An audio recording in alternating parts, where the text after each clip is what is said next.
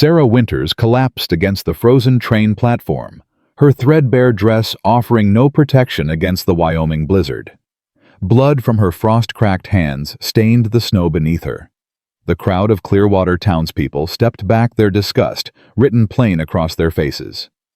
She'd traveled 3 days without food to reach this moment, to meet the rancher who'd answered her desperate letter. But as she looked up through the driving snow, all she could see was their judgment, their certainty that she didn't belong. Then a voice cut through the wind. "Miss Winters." The crowd parted, and Sarah saw him.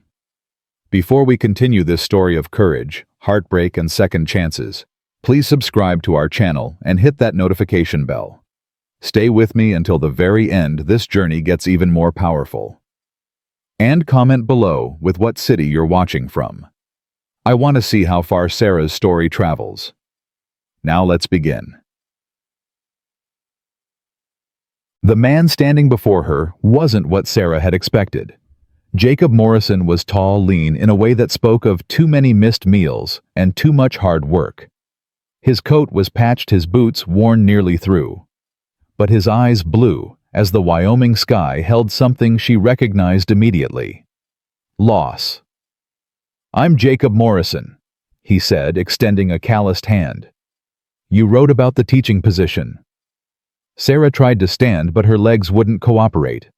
The 3-day journey from Richmond, the nights sleeping in train stations, the meals she'd skipped to save every penny, it all caught up to her at once. She went down hard. Morrison caught her before she hit the frozen boards. His arms were strong, steady. For just a moment, Sarah let herself lean into that strength. It had been so long since anyone had held her up. "Jesus," he muttered. "When did you last eat?" "Tuesday," Sarah whispered. Today was Friday. The crowd around them erupted. "Lord have mercy, Jacob." A woman's voice rang out, sharp, judgmental. "You can't seriously be considering bringing that to your ranch. She looks half dead already." "The boy needs a teacher, not a charity case," a man added. "Send her back east where she belongs." Sarah felt Morrison's arms tighten around her. Not possessive, protective. "I'll decide what my nephew needs, Samuel," Morrison said.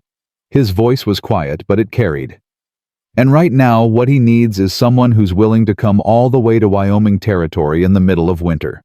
Miss Winters did that. So unless you're volunteering to teach Ethan yourself, I suggest you step back."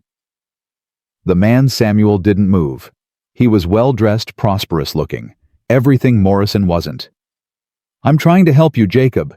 This woman is clearly desperate. Desperate people bring trouble. Desperate people survive," Morrison shot back. "That's more than most of us can say. Now move." Samuel stepped aside. But the look he gave Sarah was pure venom. Morrison didn't wait for further commentary. He lifted Sarah like she weighed nothing, and given how little she'd eaten, she probably didn't, and carried her toward a battered wagon at the edge of the platform. "I can walk," Sarah protested weakly. "You can also pass out again and crack your skull open on the ice," Morrison replied. "So, let's not." He set her gently on the wagon bench, then draped a thick wool blanket over her shoulders. It smelled like wood smoke and leather, like safety. "There's bread in that basket," he said, gesturing to a woven container at her feet. "And a canteen of water. Eat slow. Your stomach's probably forgotten how to handle food." Sarah reached for the bread with shaking hands. The first bite nearly made her weep. It was plain, dense sourdough, nothing fancy, but it was the best thing she'd ever tasted. Morrison climbed up beside her and clicked to the horses. The wagon lurched forward into the blizzard. They rode in silence for several minutes. Sarah ate carefully, forcing herself to take small bites like Morrison had instructed. Around them, the world was white and howling. She couldn't see more than 10 feet in any direction. "Storm's getting worse," Morrison said finally. "We might not make it to the ranch tonight. There's a line shack about an hour out. We can wait there for the worst to pass." "I don't want to be any trouble," Sarah said automatically. Morrison glanced at her. Something that might have been amusement flickered across his weathered face. Miss Winters, you just traveled halfway across the country in winter to teach a 7-year-old boy you've never met. I reckon you've already proven you're not afraid of trouble." "I'm terrified of trouble," Sarah admitted. The cold and hunger had stripped away her usual defenses. "I'm terrified of everything right now. But I didn't have anywhere else to go." She waited for him to ask why. To demand her story, her secrets, the details of whatever tragedy had brought her here. He didn't. "The line shack's got a stove and firewood," he said instead. "We'll get you warm and fed proper. Then we'll figure out the rest." Sarah felt something crack in her chest. When was the last time someone had offered to help without demanding payment first? When had anyone looked at her and seen something worth saving? "Thank you," she whispered. Morrison didn't respond. But his hand moved slightly on the reins, and Sarah realized he'd positioned himself between her and the worst of the wind. The line shack appeared out of the snow like a miracle. It was small, rough, barely more than 4 walls and a roof, but it was shelter.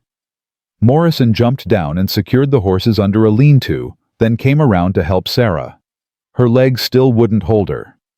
"I'm sorry," she said as he lifted her again. "I'm not usually this weak." "You're not weak," Morrison said flatly. "You're starving and half frozen. There's a difference." He kicked open the door and carried her inside. The shack was a single room with a small stove, a narrow cot, and a stack of firewood in the corner. Morrison set Sarah on the cot, then moved with practiced efficiency. Within minutes, he had a fire blazing in the stove. "Take off those wet things," he ordered, not looking at her. "There's a blanket on the shelf. Wrap up in it while your clothes dry." Sarah's hands fumbled with the buttons on her dress. They were numb, uncooperative. After watching her struggle for a moment, Morrison made a frustrated sound. "Turn around," he said. "What?" "Turn around. Your fingers aren't working. I'll undo the buttons. But I'm not looking. Understood?" Sarah turned. She felt his hands warm, surprisingly gentle, working the buttons free. He was quick, efficient, impersonal. When the last button came loose, he stepped back immediately. "Blankets on the shelf," he repeated. "I'll be outside checking on the horses." The door closed behind him with a soft click.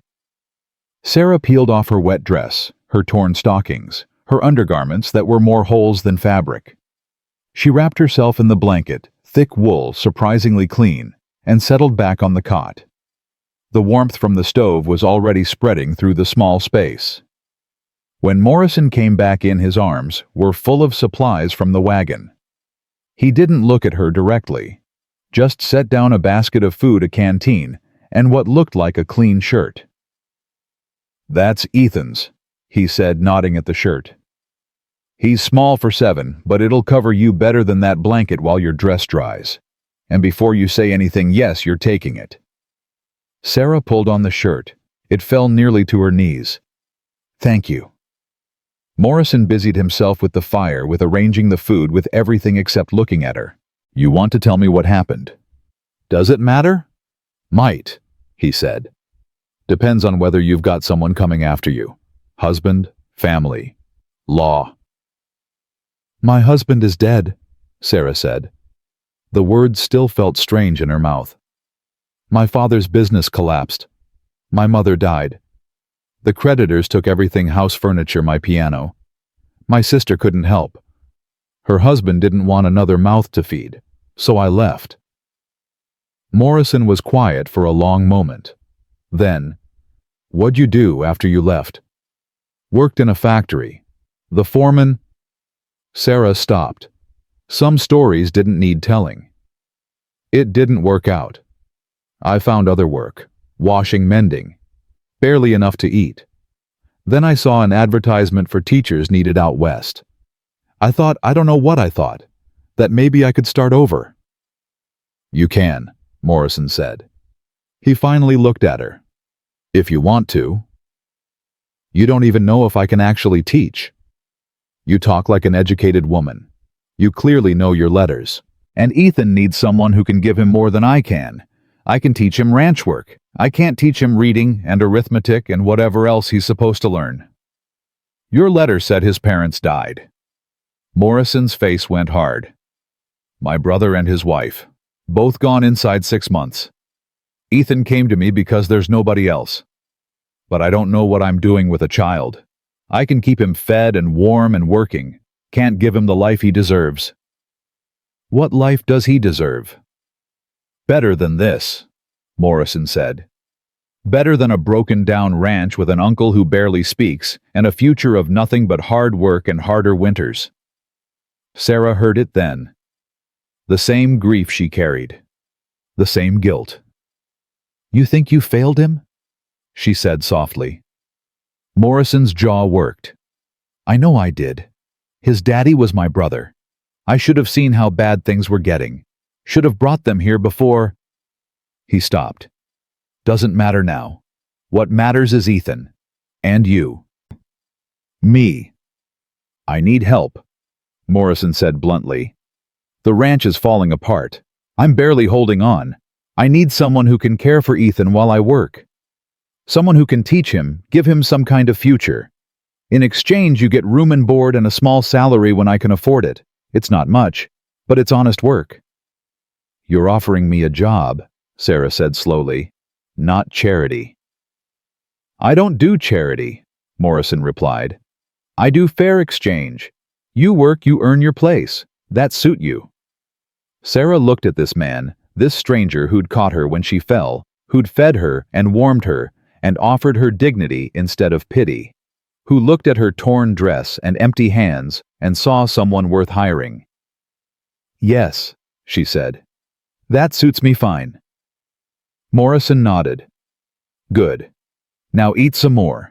We've got a long ride tomorrow once this storm clears. He handed her a tin plate with more bread, some dried beef and apple. Sarah ate slowly, watching him from beneath her lashes. He'd settled on the floor near the stove, giving her the only bed without discussion. His back was against the wall, his rifle across his knees. You don't have to sleep on the floor, Sarah said. Yes, I do, Morrison replied. You're in my employ, Miss Winters. That means you're under my protection. And that means you get the bed while I make sure nothing happens to you. Understood. Sarah understood. More than he probably meant her to. This man had lost people, just like she had, and he'd decided that the ones left under his care would be protected no matter the cost to himself. Will you tell me about Ethan? She asked. Morrison was quiet for so long she thought he wouldn't answer. Then, he's small, scared, hasn't spoken more than 10 words at a time since his parents died. He follows me around the ranch like a shadow trying to help, but he's too little for most of the work. He needs... Morrison stopped. He needs what I can't give him. Comfort. Understanding. Someone who knows how to talk to a grieving child. I don't know if I know how to do that, Sarah admitted. You're grieving too, Morrison said. Maybe that's exactly what he needs. Someone who understands. Sarah pulled the blanket tighter around herself. Outside the wind howled. Inside the fire crackled. And between them something fragile was beginning to form. Not romance, not yet. Something simpler and more profound. Recognition. Two broken people seeing each other clearly. What happened to your wife? Sarah asked. The question was bold, probably too bold, but the darkness and the storm made everything feel both more immediate and more distant. Morrison's face went still. Scarlet fever. Took her and my boy both. Matthew was 5. I'm sorry. Everyone's sorry, Morrison said. Doesn't bring them back. No, Sarah agreed. It doesn't. But maybe... She stopped, unsure if she should continue. Maybe what? Maybe we're allowed to keep living anyway, Sarah said quietly. Maybe survival isn't betrayal. Morrison looked at her with those blue eyes, and Sarah saw the exact moment something shifted in him, a wall coming down just an inch. Maybe, he said. They sat in silence after that. The storm raged, the fire burned, and two strangers who'd lost everything began slowly to believe they might survive after all. Sarah woke to pale light filtering through the shack's single window. The storm had passed. Morrison was already up stoking the fire, his movements quiet and efficient. "Your dress is dry," he said without preamble. "We should leave soon. Roads'll be rough but passable." Sarah dressed quickly, her back to him. The fabric was stiff from drying, but it was warm. When she turned around, Morrison was watching her with an unreadable expression. "What?" she asked. "Nothing," he said. "Just thinking you look better with some color in your face." It was the closest thing to a compliment she'd received in months. Sarah felt heat rise in her cheeks that had nothing to do with the fire. The ride to the ranch took 3 hours. The landscape was breathtaking and brutal in equal measure. Endless White Plains mountains in the distant sky so blue it hurt. And cold that cut through every layer of clothing like a knife. Morrison didn't talk much, but every 15 minutes or so he'd check on her. "Doing all right?" "Need to stop." Hands still warm. Small questions. Small kindnesses. They added up. When the ranch finally came into view, Sarah's heart sank. Morrison hadn't lied. It was falling apart. The house leaned slightly to one side. The barn roof sagged. Fences were down in multiple places. Everything spoke of neglect of one man trying to do the work of 3 and failing. Morrison saw her face. "I told you it wasn't much." "It has good bones," Sarah said, echoing words she'd heard her father use about troubled properties. "It just needs work." "It needs a miracle," Morrison muttered. The front door opened. A small figure appeared on the porch. Dark curly hair, 2 thin frame eyes that looked far too old for a 7-year-old face. Ethan. The boy stared at Sarah with open suspicion. "Who's that?" "This is Miss Winters," Morrison said, climbing down from the wagon.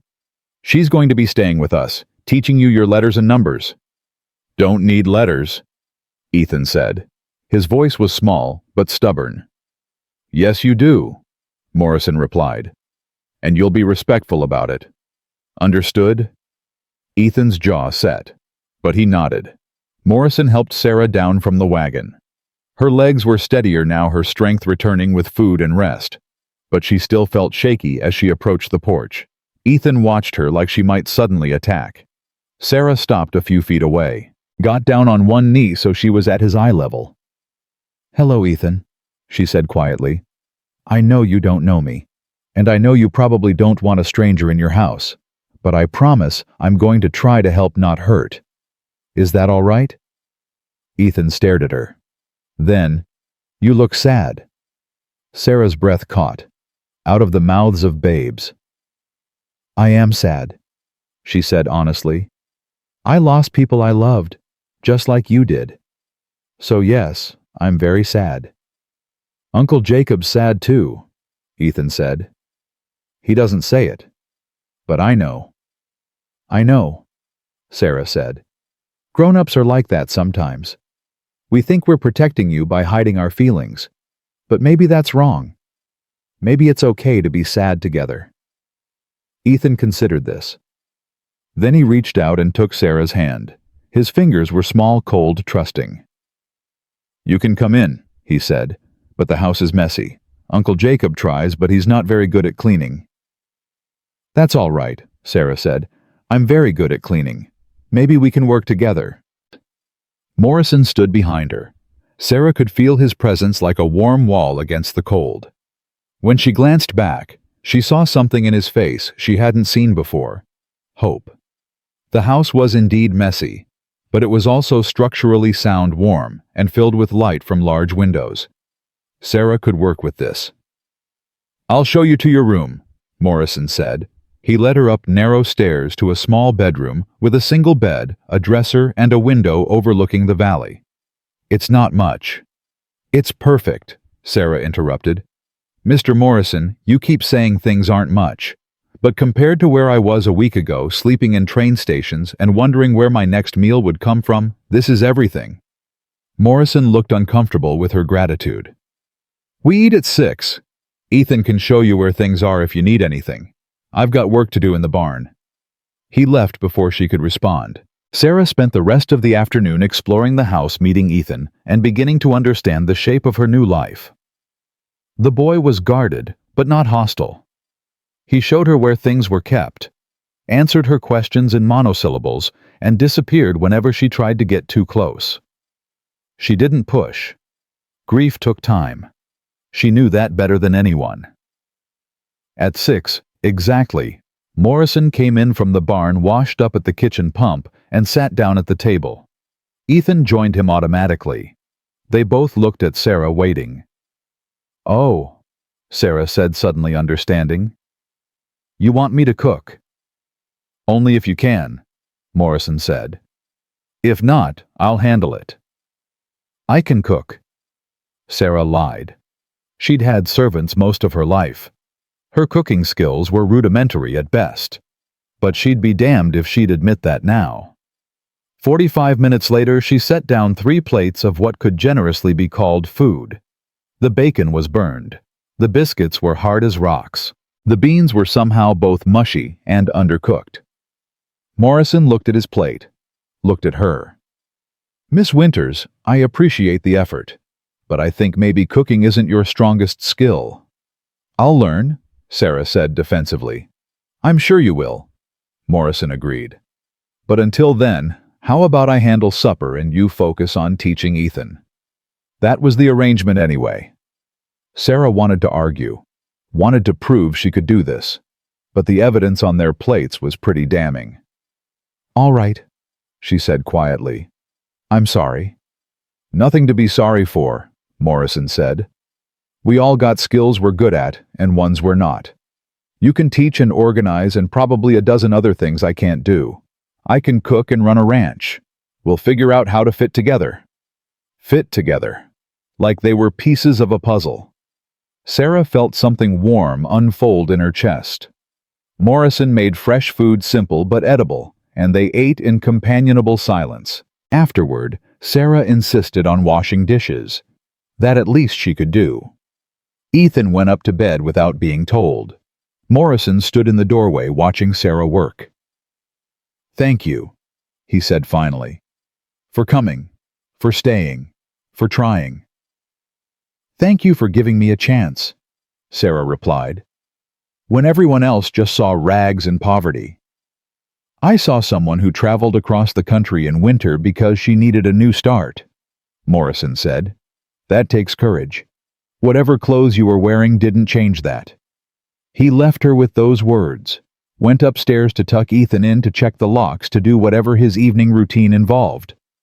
Sarah finished the dishes and stood at the window looking out at the snow-covered valley. Somewhere out there, her old life was dying. The Sarah Winters who'd played piano for rich children, who'd had servants and security and certainty, she was gone. But maybe someone new could grow in her place. Someone stronger. Someone who'd survived loss and found her way to this broken ranch with this grieving man and this wounded child. Someone who belonged. Sarah woke before dawn to the sound of boots on the stairs. She dressed quickly in the dark, her fingers finding the buttons more easily now that she'd eaten and slept. When she came downstairs, Morrison was already at the stove, coffee brewing. "You don't have to get up this early," he said without turning around. "Yes, I do," Sarah replied. "If I'm going to pull my weight here, I need to learn your rhythms." Morrison glanced at her over his shoulder. Something flickered in his eyes. Respect, maybe. "Coffee'll be ready in a minute. Ethan usually wakes around 6. They stood in the pre-dawn darkness, the only sound the crackle of the fire and the percolating coffee. Sarah watched Morrison move through his morning routine with practiced efficiency. Every movement deliberate, nothing wasted. "Can I ask you something?" she said finally. "Depends on the question." "Why did you answer my letter?" "You could have found someone local, someone the town already knew and trusted." Morrison poured 2 cups of coffee, handed her one. "Because your letter was honest. You didn't pretend to be something you weren't. You said you needed work and a place to stay. You said you could teach. You didn't promise miracles or paint yourself as some kind of saint. Everyone else who wrote tried to tell me what I wanted to hear. You just told me the truth." Sarah wrapped her hands around the warm cup. The truth was all I had left. "Sometimes that's the most valuable thing," Morrison said. Footsteps on the stairs interrupted them. Ethan appeared, his hair sticking up in all directions, his eyes still heavy with sleep. He stopped when he saw Sarah. "You're still here," he said. "I'm still here," Sarah confirmed. "Is that all right?" Ethan shrugged, climbing into his chair at the table. Morrison set a plate in front of him. Eggs, bacon toast. The boy ate mechanically, his eyes distant. Sarah sat across from him. "After breakfast, would you like to show me your schoolwork? I'd like to see what you already know." "Don't have schoolwork," Ethan muttered. "School's in town. Uncle Jacob says it's too far in winter." "Then we'll do school here," Sarah said. "That's why I came." Ethan looked at Morrison, who nodded. "Miss Winters is your teacher now. You listen to her same as you'd listen to me." After breakfast, Morrison disappeared into the barn. Sarah cleared the dishes, then turned to Ethan. "Do you have a slate, paper, pencils?" Ethan fetched a battered slate from a shelf. "Just this." "That'll do for now," Sarah said. "Let's start with reading. Can you read this?" She wrote "cat" on the slate. Ethan squinted at it. "C-A-T, cat." "Good. How about this?" She wrote "house." Ethan struggled through it. H-O-U, house.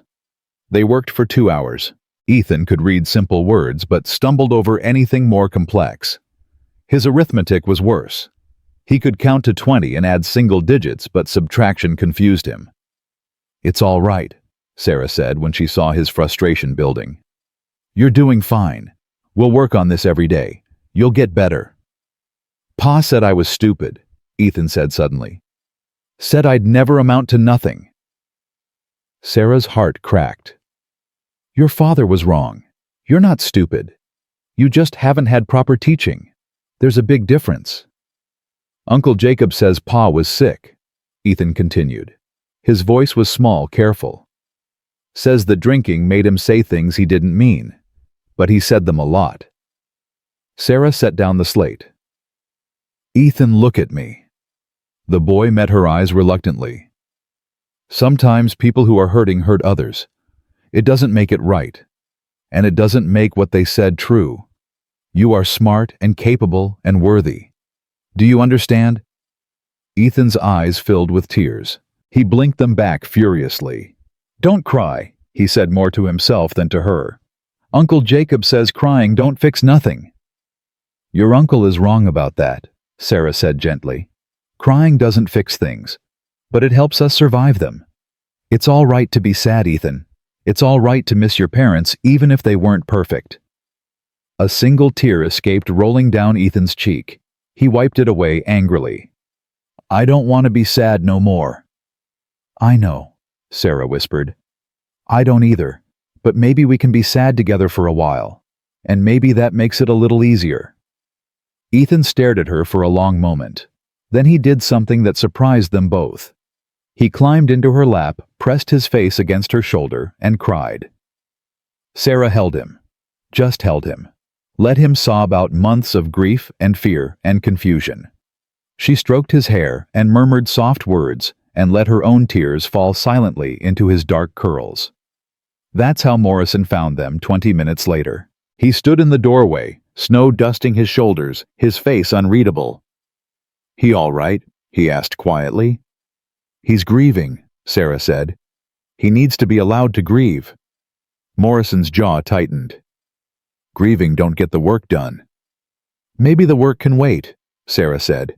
She kept her voice soft, non-confrontational. "Maybe what needs to get done right now is this." Morrison looked at his nephew, at this woman holding him, at the tears on both their faces. Something in his expression shifted, softened. "Yeah," he said finally. "Maybe you're right." He left them there, went back outside. But Sarah saw his hand linger on the doorframe, saw the way his shoulders hunched as he walked away. He was grieving too. He just didn't know how to let himself do it. The days fell into a pattern.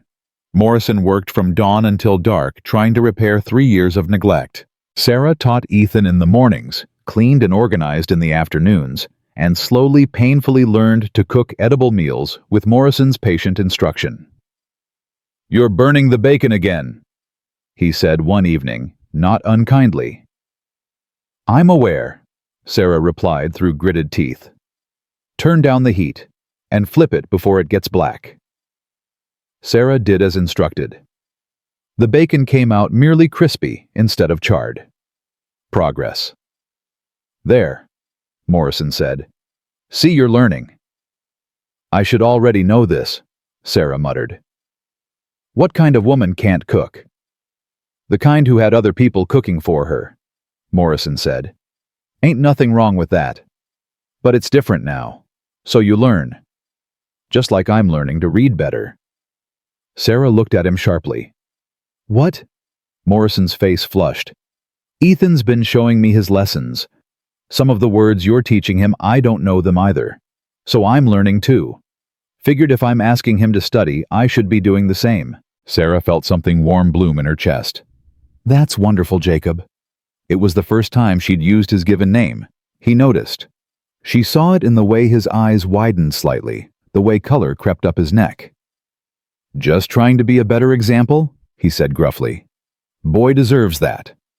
"You're already a good example," Sarah said. "You work hard, you're honest, you care for him even when it's difficult.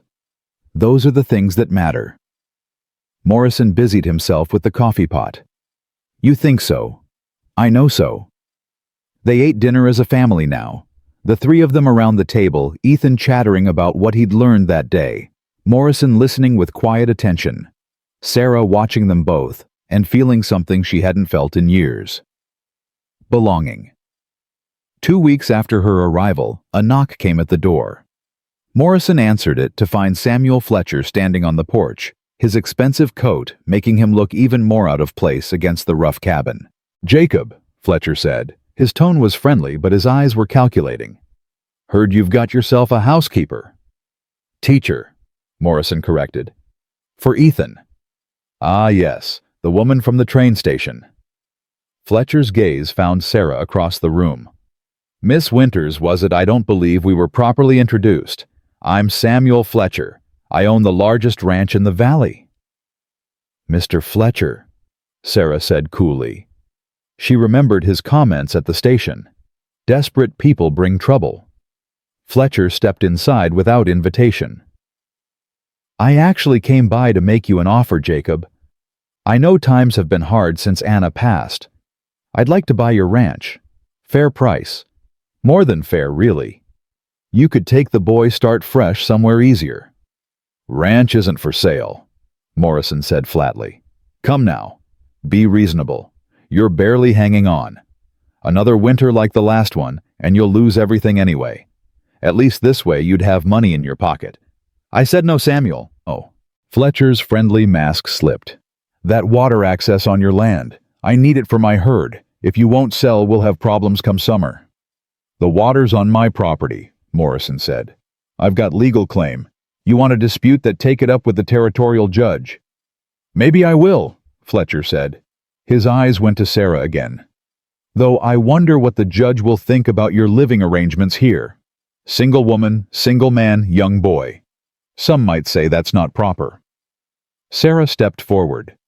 "Some might say that trying to intimidate a man into selling his land by questioning his morality is what's not proper, Mr. Fletcher." Fletcher's face darkened. "Careful, miss. You're new here. You don't understand how things work." "I understand perfectly," Sarah said. Her voice was steady, but her hands shook. "You want something that doesn't belong to you. Mr. Morrison has refused to sell. That should be the end of it.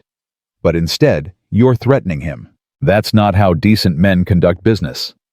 "Decent men," Fletcher repeated. He laughed, but it wasn't a pleasant sound. "You're a mail-order teacher who showed up half-starved in rags, and you're lecturing me about decency." "That's enough," Morrison said. His voice was quiet, dangerous. "Get off my property, Samuel, and don't come back unless you're invited." Fletcher straightened his coat. "You're making a mistake, Jacob. Both of you are." He looked at Sarah. "Desperate people bring trouble. I tried to warn you." He left. The door closed behind him with a sharp crack. Sarah realized she was shaking. Morrison's hand appeared on her shoulder, warm, steadying. "You all right?" he asked. "He threatened you," Sarah said. "Because of me, because I defended you." "He threatened me because he's a greedy bastard who wants my water rights," Morrison corrected. "You just gave him an excuse to be more open about it." "But Sarah." He turned her to face him. "What you did just now, standing up to him, that took courage." "I was terrified." "Being terrified and doing it anyway," Morrison said. "That's the definition of courage." Their eyes met, held. Sarah became acutely aware of his hand still on her shoulder, of how close they were standing, of how his gaze had dropped to her mouth for just a second. "Uncle Jacob," Ethan's voice broke the moment. "Who was that man?" Morrison stepped back. "Nobody important. Just someone who doesn't know when to take no for an answer." That night, after Ethan was asleep, Sarah found Morrison on the porch. He was staring out at the snow-covered valley, his breath misting in the cold air. "You should be inside," he said when he heard her.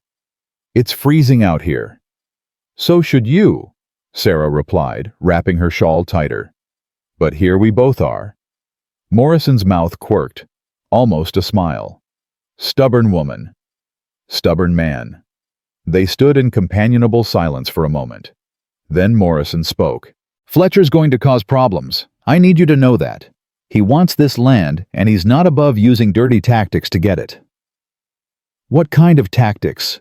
"Cutting fences, poisoning water sources, spreading rumors, whatever it takes to force me out." Morrison's hands gripped the porch railing. "I won't let him. This ranch is all Ethan has left of his parents. It's his inheritance. I'll die before I let Fletcher take it." "Then we'll fight him together," Sarah said simply. Morrison looked at her. "This isn't your fight." "Yes, it is. You gave me a home when I had none. You gave me purpose when I was desperate. That makes it my fight, too." "Sarah." Her name on his lips sent warmth through her despite the cold. "You don't owe me anything." "This isn't about owing," Sarah said. "This is about choosing. I'm choosing to stay. I'm choosing to fight. I'm choosing this family." The word hung between them. Family. "We're not—" Morrison started, then stopped. "We're just an arrangement. A business transaction." "Are we?" Sarah asked. She stepped closer. "Because it doesn't feel that way anymore, does it?" Morrison's jaw worked. "No," he admitted finally.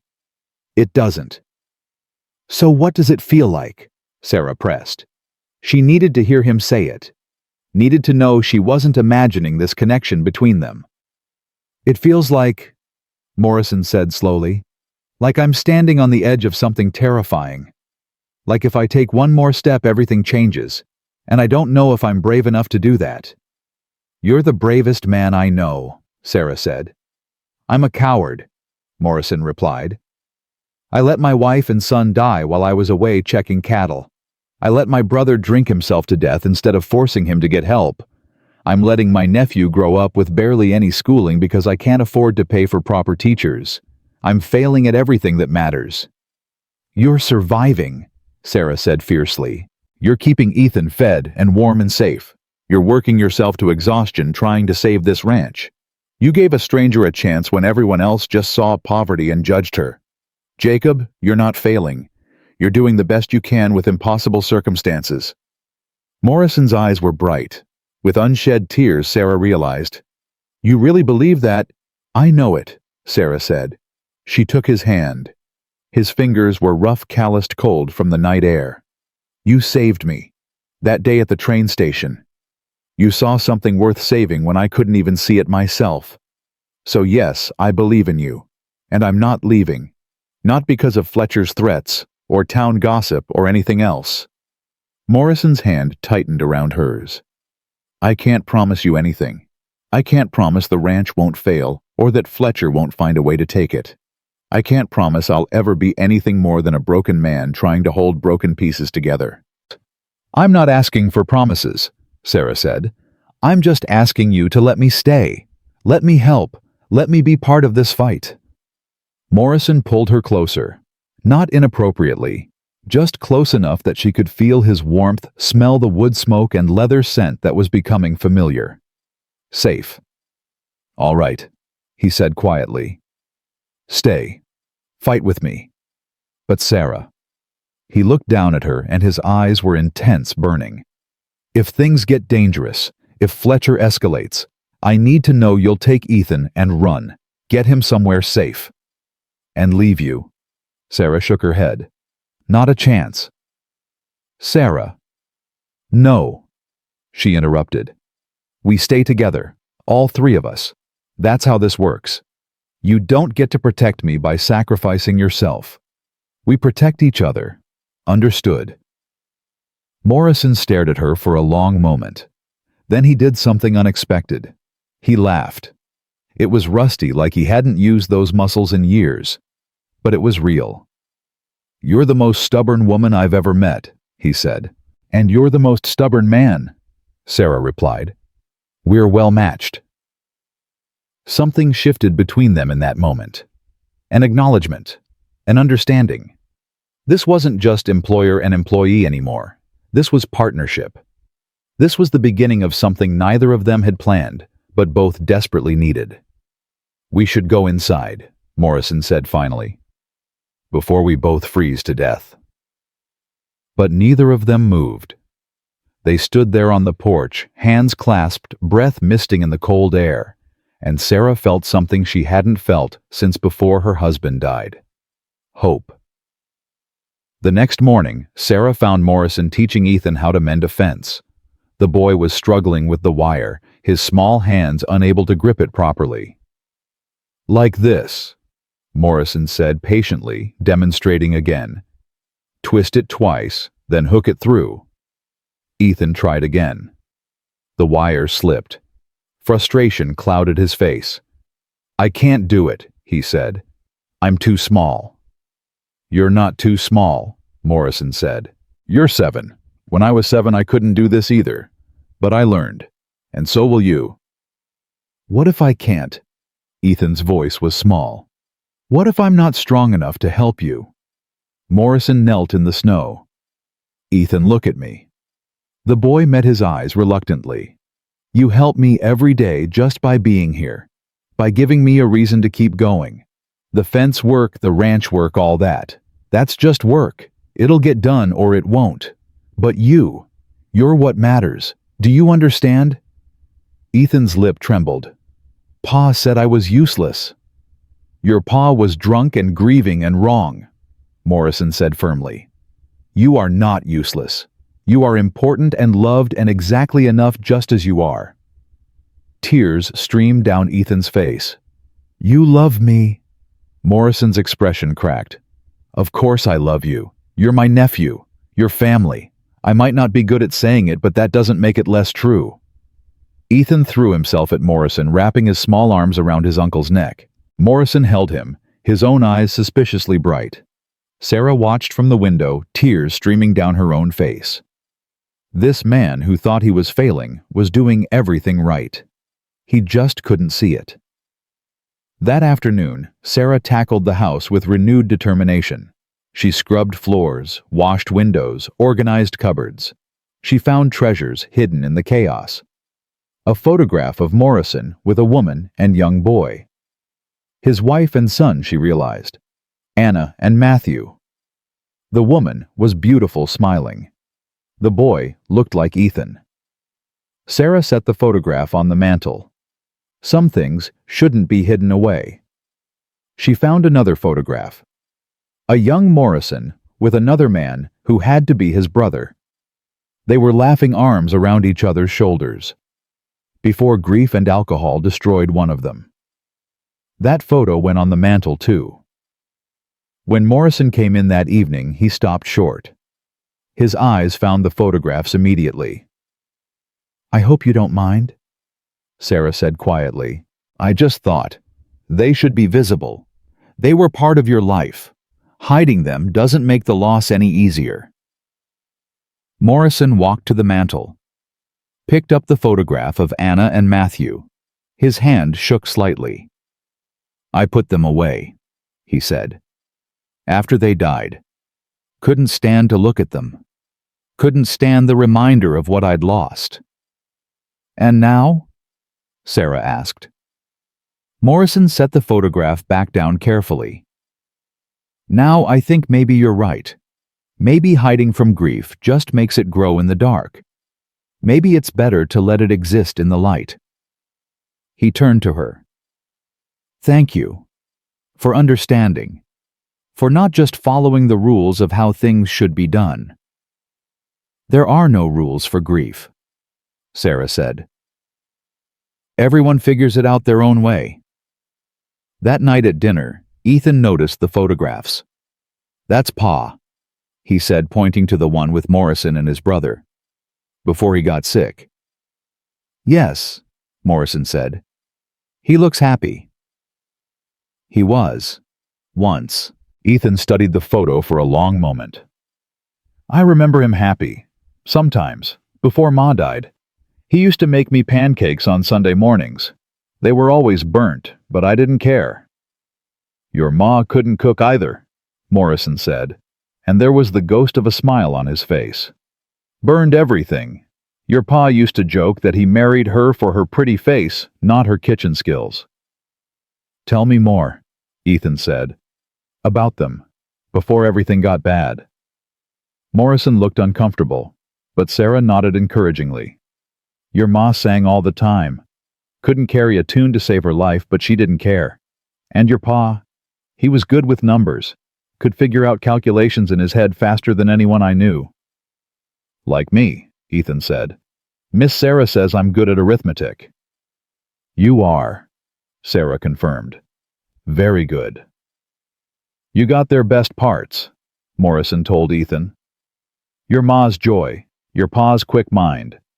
Before the grief took them, they were good people who loved you very much." Ethan absorbed this. Then quietly, "I miss them." "I know," Morrison said. "I miss them too." They sat with that grief for a moment, not trying to fix it or hide from it, just letting it exist. "But we have each other," Ethan said finally. "And Miss Sarah. That helps, doesn't it?" Morrison's eyes found Sarah's across the table. "Yeah," he said softly. "That helps a lot." Later, after Ethan was in bed, Morrison found Sarah darning his socks by the fire. She'd gotten better at the domestic tasks, her fingers learning through repetition what her upbringing hadn't taught her. "You don't have to do that," he said. "I want to," Sarah replied. "Besides, if I don't, you'll have holes in all your socks by spring." Morrison sat down across from her. "Can I ask you something?" "Of course." "Why are you really here?" Morrison asked. "I don't mean the practical reasons. The need for work and shelter. I mean, why did you choose this? Why answer an advertisement for a position in the middle of nowhere, teaching a traumatized child? You're educated. You could have found work in a city, something easier." Sarah set down her darning. "Because cities are full of people who knew me before, who knew my father's business, my mother's family, my husband's debts. Everywhere I went, I was Sarah Winters, the tragic widow who lost everything. I couldn't escape that identity. But here I can be whoever I choose to be," Sarah said simply. "Here I'm not defined by loss.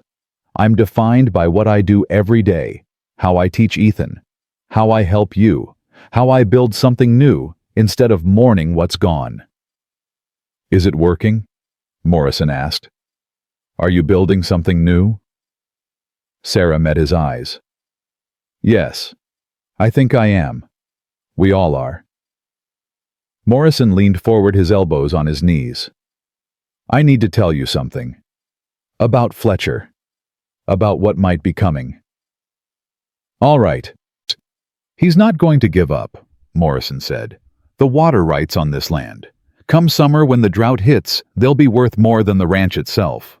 Fletcher knows that. He'll try legal tactics first, but if those don't work... Morrison's jaw tightened. Men like him don't accept losing. He might get violent. Then we'll be ready, Sarah said. Sarah, I'm serious. If things escalate... So am I, Sarah interrupted. Jacob, I didn't survive everything I survived just to run at the first sign of trouble. I'm not that fragile. I know you're not fragile, Morrison said, but you're also not a gunfighter or a rancher who knows how to defend property. If Fletcher comes with hired men, if he tries to take this place by force, I need to know you and Ethan will be safe. We'll be safe together, Sarah insisted. All three of us. Stop trying to protect me by pushing me away. Morrison stood abruptly pacing to the window. I can't lose anyone else. Don't you understand that Anna and Matthew died because I wasn't there to protect them? Thomas died because I didn't force him to stop drinking. If something happens to you or Ethan because I brought you into this fight... Stop, Sarah said. She stood crossing to him. Stop taking responsibility for things you couldn't control. The fever took Anna and Matthew. Your brother's choices killed him. Those tragedies are not your fault. Then whose fault are they? Morrison demanded. His voice broke. If not mine, then whose? No one's, Sarah said gently. Sometimes terrible things just happen, and we survive them or we don't. But we can't live our whole lives trying to prevent every possible tragedy. That's not living. That's just existing. Morrison's shoulders shook. Sarah realized he was crying. Actually crying, probably for the first time since Anna and Matthew died. She wrapped her arms around him. He resisted for a moment, then collapsed into her embrace, his face buried in her shoulder, his whole body shaking with suppressed sobs. I'm sorry, he gasped. I'm sorry, I should be stronger. You're strong enough, Sarah whispered. You've been strong enough for so long. You're allowed to break. You're allowed to grieve. I've got you. They stood there in the firelight, holding each other through the storm of his grief. And Sarah felt her own tears fall mixing with his shared sorrow that somehow made both of their burdens lighter. When Morrison finally pulled back, his eyes were red, his face blotchy. I'm sorry, he said again. Don't apologize for being human, Sarah said. She cupped his face in her hands. You've been carrying too much alone for too long. Let me help. Let us help. That's what family does. Family, Morrison repeated. He covered her hands with his. Is that what we are? Aren't we? Sarah asked. Ethan certainly thinks so.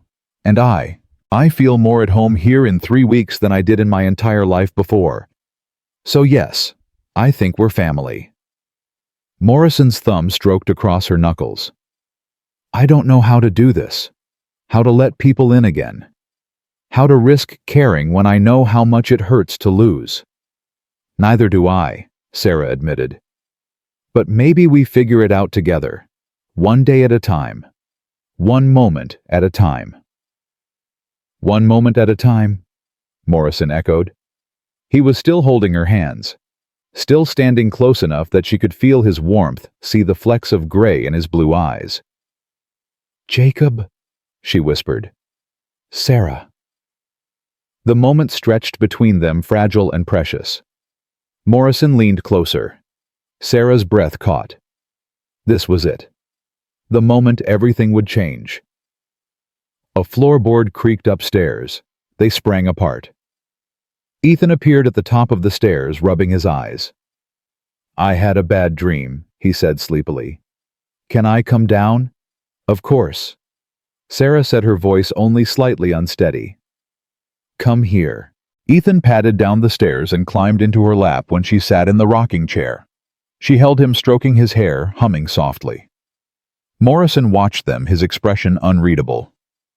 After a few minutes, Ethan's breathing evened out. He was asleep again, safe in Sarah's arms. I'll take him up, Morrison said quietly. He lifted the boy, carefully cradling him against his chest. At the stairs, he paused, looked back at Sarah. Thank you, he said. For tonight. For everything. Always, Sarah replied. After they'd gone upstairs, Sarah sat alone by the fire. Her hands were still shaking.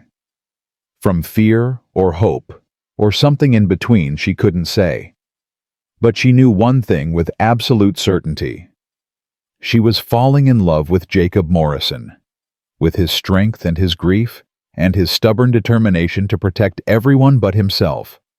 With the way he held Ethan, with the way he'd finally let himself break in her arms, and that terrified her more than Fletcher's threats, or winter storms, or anything else.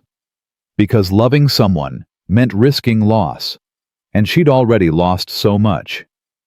But as Sarah climbed the stairs to her own bed, she thought about what she'd told Morrison. You can't live your whole life trying to prevent every possible tragedy. That's not living. That's just existing. Maybe it was time she took her own advice. Maybe it was time to risk everything for the chance at something real. Tomorrow, she decided. Tomorrow she'd be brave. Tomorrow she'd tell him how she felt. But tomorrow would bring its own challenges. And Sarah had no idea just how much courage she'd need to face them. Sarah didn't get the chance to be brave the next morning.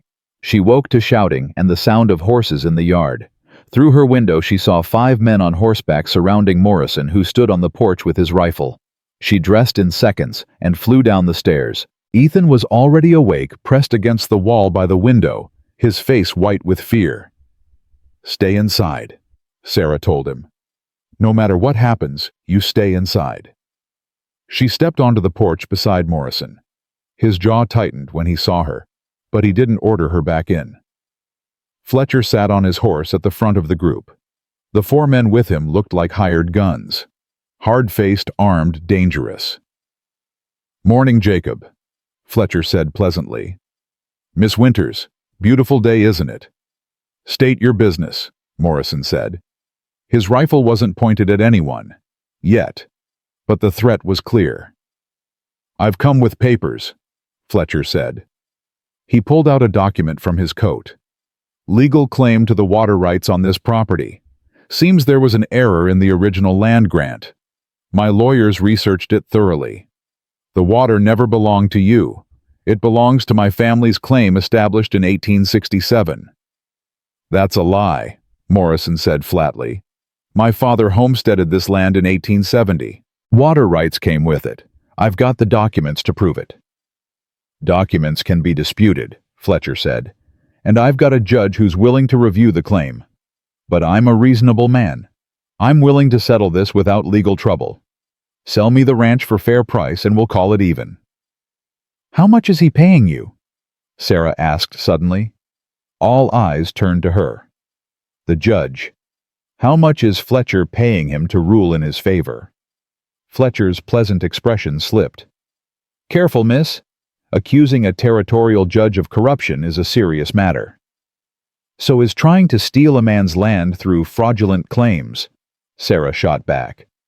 "I may be new to Wyoming, Mr. Fletcher, but I'm not stupid. This document of yours, may I see it?" Fletcher hesitated. Then he rode closer, holding out the paper. Sarah took it, her hands steady despite her racing heart. She read quickly, her education finally proving useful. "This is interesting," she said after a moment. "According to this document, the original claim was filed by Harrison Fletcher in March of 1867. But there's a problem. The Homestead Act wasn't extended to Wyoming territory until 1868. So unless your grandfather was claiming land under a law that didn't exist yet, this document is a forgery." Dead silence fell over the yard. Fletcher's face went purple. "You don't know what you're talking about." "I know exactly what I'm talking about," Sarah said. Her voice was calm, but her heart hammered against her ribs. "My father was a lawyer before his business failed. I grew up reading legal documents. This one is fake, badly fake. Whoever forged it didn't bother to check their dates." "You calling me a liar?" Fletcher demanded. "I'm calling this document fraudulent," Sarah replied. "Whether you knew that or whether your lawyer deceived you, I couldn't say. But either way, it has no legal standing." One of Fletcher's men leaned over and whispered something to him.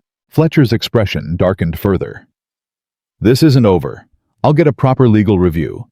And when you do, it'll show exactly what Miss Winters just said, Morrison interrupted, that you're trying to steal my land through fraud. Now get off my property before I have you arrested for trespassing. You wouldn't dare, Fletcher said. Morrison raised his rifle, not pointing it at anyone, just holding it ready. Try me. Fletcher stared at him for a long moment, then at Sarah. You're making powerful enemies, miss. Both of you. That's not wise in a place as isolated as this. Neither is breaking the law, Sarah said. But you seem determined to try. Fletcher wheeled his horse around. This isn't finished, he called back. Not by a long shot. They rode off. Sarah stood watching until they disappeared over the ridge. Then her legs gave out. She sat down hard on the porch steps. Morrison was beside her in an instant. You all right? I think so, Sarah said. Her hands were shaking now, the adrenaline draining away. Did I really just do that? You did, Morrison said. His voice held something like awe. You just faced down 5 armed men and exposed Fletcher's fraud. Sarah, that was either the bravest or the craziest thing I've ever seen. Probably both, Sarah admitted. She looked up at him. He's going to come back, you know that, and next time he might not try legal means. I know, Morrison said grimly. The door opened. Ethan emerged, his face still pale. Is he gone? He's gone, Morrison confirmed. Come here, boy. Ethan ran to him. Morrison scooped him up, holding him tight. You were scared, weren't you? Ethan nodded against his uncle's shoulder. Me too, Morrison said. Being scared is normal when dangerous men come around. But Miss Sarah was very brave. She stood up to them even though she was scared too. I was terrified, Sarah corrected. But I meant what I said last night. We protect each other, all 3 of us. Ethan reached out one hand to Sarah. She took it, and suddenly the 3 of them were connected. A chain, a circle, a family. What do we do now? Ethan asked. Now we prepare, Morrison said. Fletcher's going to escalate. We need to be ready. The next week passed in tense preparation. Morrison taught Sarah how to shoot. She'd never held a gun before, but she learned quickly, driven by necessity. The rifle kicked hard against her shoulder, leaving bruises, but she practiced until she could hit a target more often than not. You're getting better, Morrison said on the 3rd day. Not great, but better. High praise, Sarah said dryly. Morrison almost smiled. You want me to lie and tell you you're a natural? I want you to tell me the truth, Sarah replied. Always. Something shifted in Morrison's expression. The truth, he said slowly, is that you're one of the bravest women I've ever met, and I'm damn glad you're here, even though I know I should probably send you away for your own safety. Good thing you know I wouldn't go, Sarah said. Yeah, Morrison agreed. Good thing. Their eyes held. The moment stretched. Then Ethan's voice called from the house, breaking the spell. Miss Sarah, I finished the reading you gave me. Sarah lowered the rifle. Duty calls. Always does, Morrison said, but his eyes followed her as she walked back to the house. That afternoon, a wagon pulled up to the ranch. A woman climbed down. Tall, gray-haired, dressed in practical men's clothes. She moved with the confidence of someone who knew exactly who she was and didn't apologize for it. You must be Sarah Winters, the woman said, extending a weathered hand. I'm Ruth Blackwood. I run the ranch 3 miles east. Sarah shook her hand, noting the firm grip. Mrs. Blackwood, it's a pleasure. Just Ruth. Mrs. Blackwood was my mother-in-law, and I never liked her much. Ruth's eyes were sharp, assessing. Heard about your run-in with Fletcher. Thought I'd come by and see if you folks need any help. Morrison appeared from the barn. Ruth, didn't expect to see you? Clearly, Ruth said. Otherwise, you might have asked for help instead of trying to handle Fletcher's threats alone like a damn fool. I can handle Fletcher, Morrison said. Can you? Ruth asked. Because from what I heard, if it wasn't for Miss Winters exposing his fraudulent documents, you'd be having a much harder time of it. Pride's all well and good, Jacob, but it don't stop bullets. Morrison's jaw tightened. What are you suggesting? I'm suggesting you accept help when it's offered, Ruth said. Fletcher's got money and hired guns. You've got a teacher, a traumatized boy, and more pride than sense. That's not a winning combination. I won't put you in danger, Morrison said. Wasn't asking your permission, Ruth replied. I've been ranching in this valley for 30 years, raised 3 sons here after my husband died. I know how to handle men like Fletcher, and I'm not about to sit by while he runs roughshod over my neighbors. Sarah stepped forward. We'd appreciate any help you can offer, Ruth, and any advice. I'm new to all of this. Ranch life, Wyoming, standing up to men who want to steal land. Ruth's expression softened slightly. You did good with those documents. Quick thinking. But Fletcher won't try legal means again. He'll move to intimidation, fence cutting, poisoned water, maybe worse. We're preparing, Morrison said. Are you? Ruth looked around the ranch. Your fences need repair. Your water sources need protecting. You need eyes watching at night.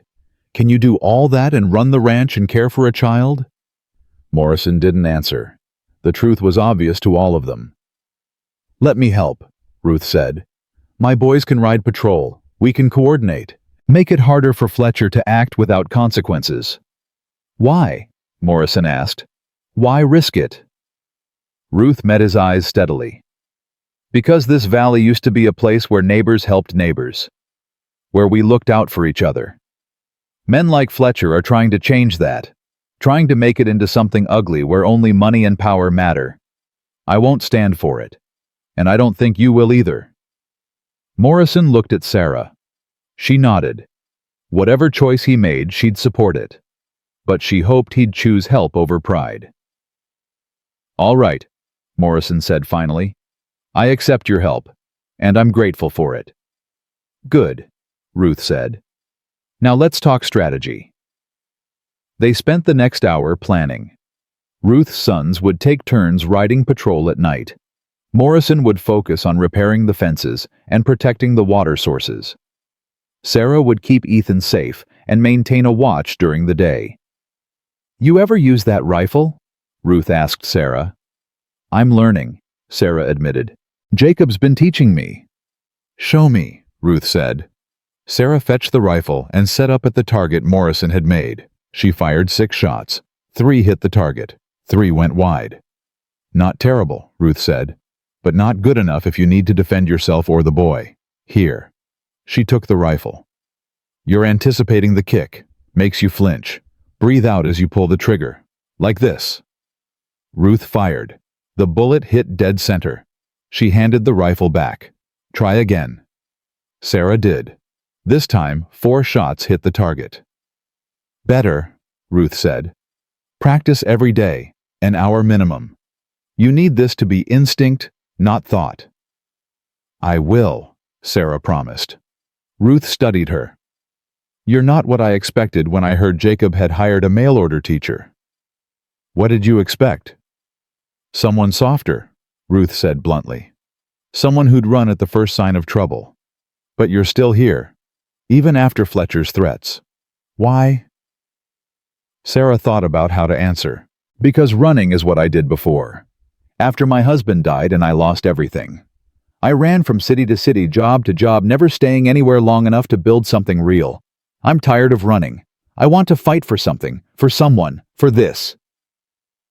Ruth nodded slowly. Good answer. You'll need that fire in the days ahead. Fletcher's not going to back down easy. That night, Ruth stayed for dinner. Ethan was initially shy around her, but Ruth won him over by asking him to show her his schoolwork. You're doing well, she told him after reviewing his slate. Better than my boys did at your age. Course I was teaching them, and I never had much patience for letters. Miss Sarah's a good teacher, Ethan said loyally. I can see that, Ruth said. She looked at Sarah. You're good with him. Patient. He needs that. He's easy to teach, Sarah replied. He wants to learn. That makes all the difference. After Ethan went to bed, the three adults sat by the fire. Ruth pulled out a pipe and lit it, ignoring Morrison's raised eyebrow. My one vice, she said unapologetically. After my husband died, I figured I'd earned the right to a few unladylike habits. Tell me about Fletcher, Sarah said. How did he become so powerful? Ruth puffed on her pipe. Money mostly. His grandfather made a fortune in silver mining, bought up land when the territory opened. Sam inherited all of it. He's used to getting what he wants, and when he doesn't. She shrugged. He makes sure there are consequences. Has he done this before? Morrison asked. Gone after other ranchers.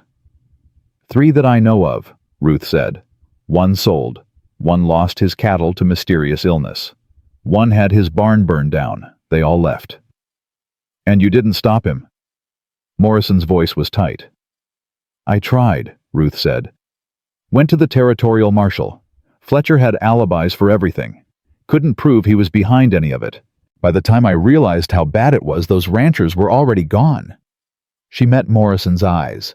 I'm not letting it happen again. Not to you.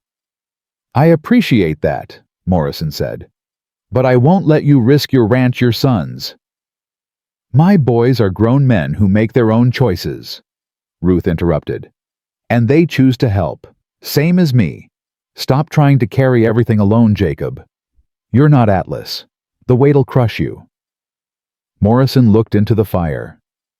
I already failed my wife, my brother. If I fail Ethan, if I fail Sarah. You're not failing anyone, Sarah said firmly. You're doing everything you can. And now you're accepting help. That's not weakness. That's wisdom. Listen to her, Ruth said. She's got sense. More than you, apparently. Despite everything, Morrison smiled slightly. You always this blunt? Life's too short for anything else, Ruth replied. Speaking of which, she looked between Morrison and Sarah. What exactly is the arrangement here? She your employee, your partner? What? Ruth, Morrison warned. I'm asking because Fletcher's going to use whatever he can against you, Ruth said. Single man, single woman living together. Town's already talking. Fletcher will make it worse, so you need to decide. Are you going to let gossip control you, or are you going to define your own terms?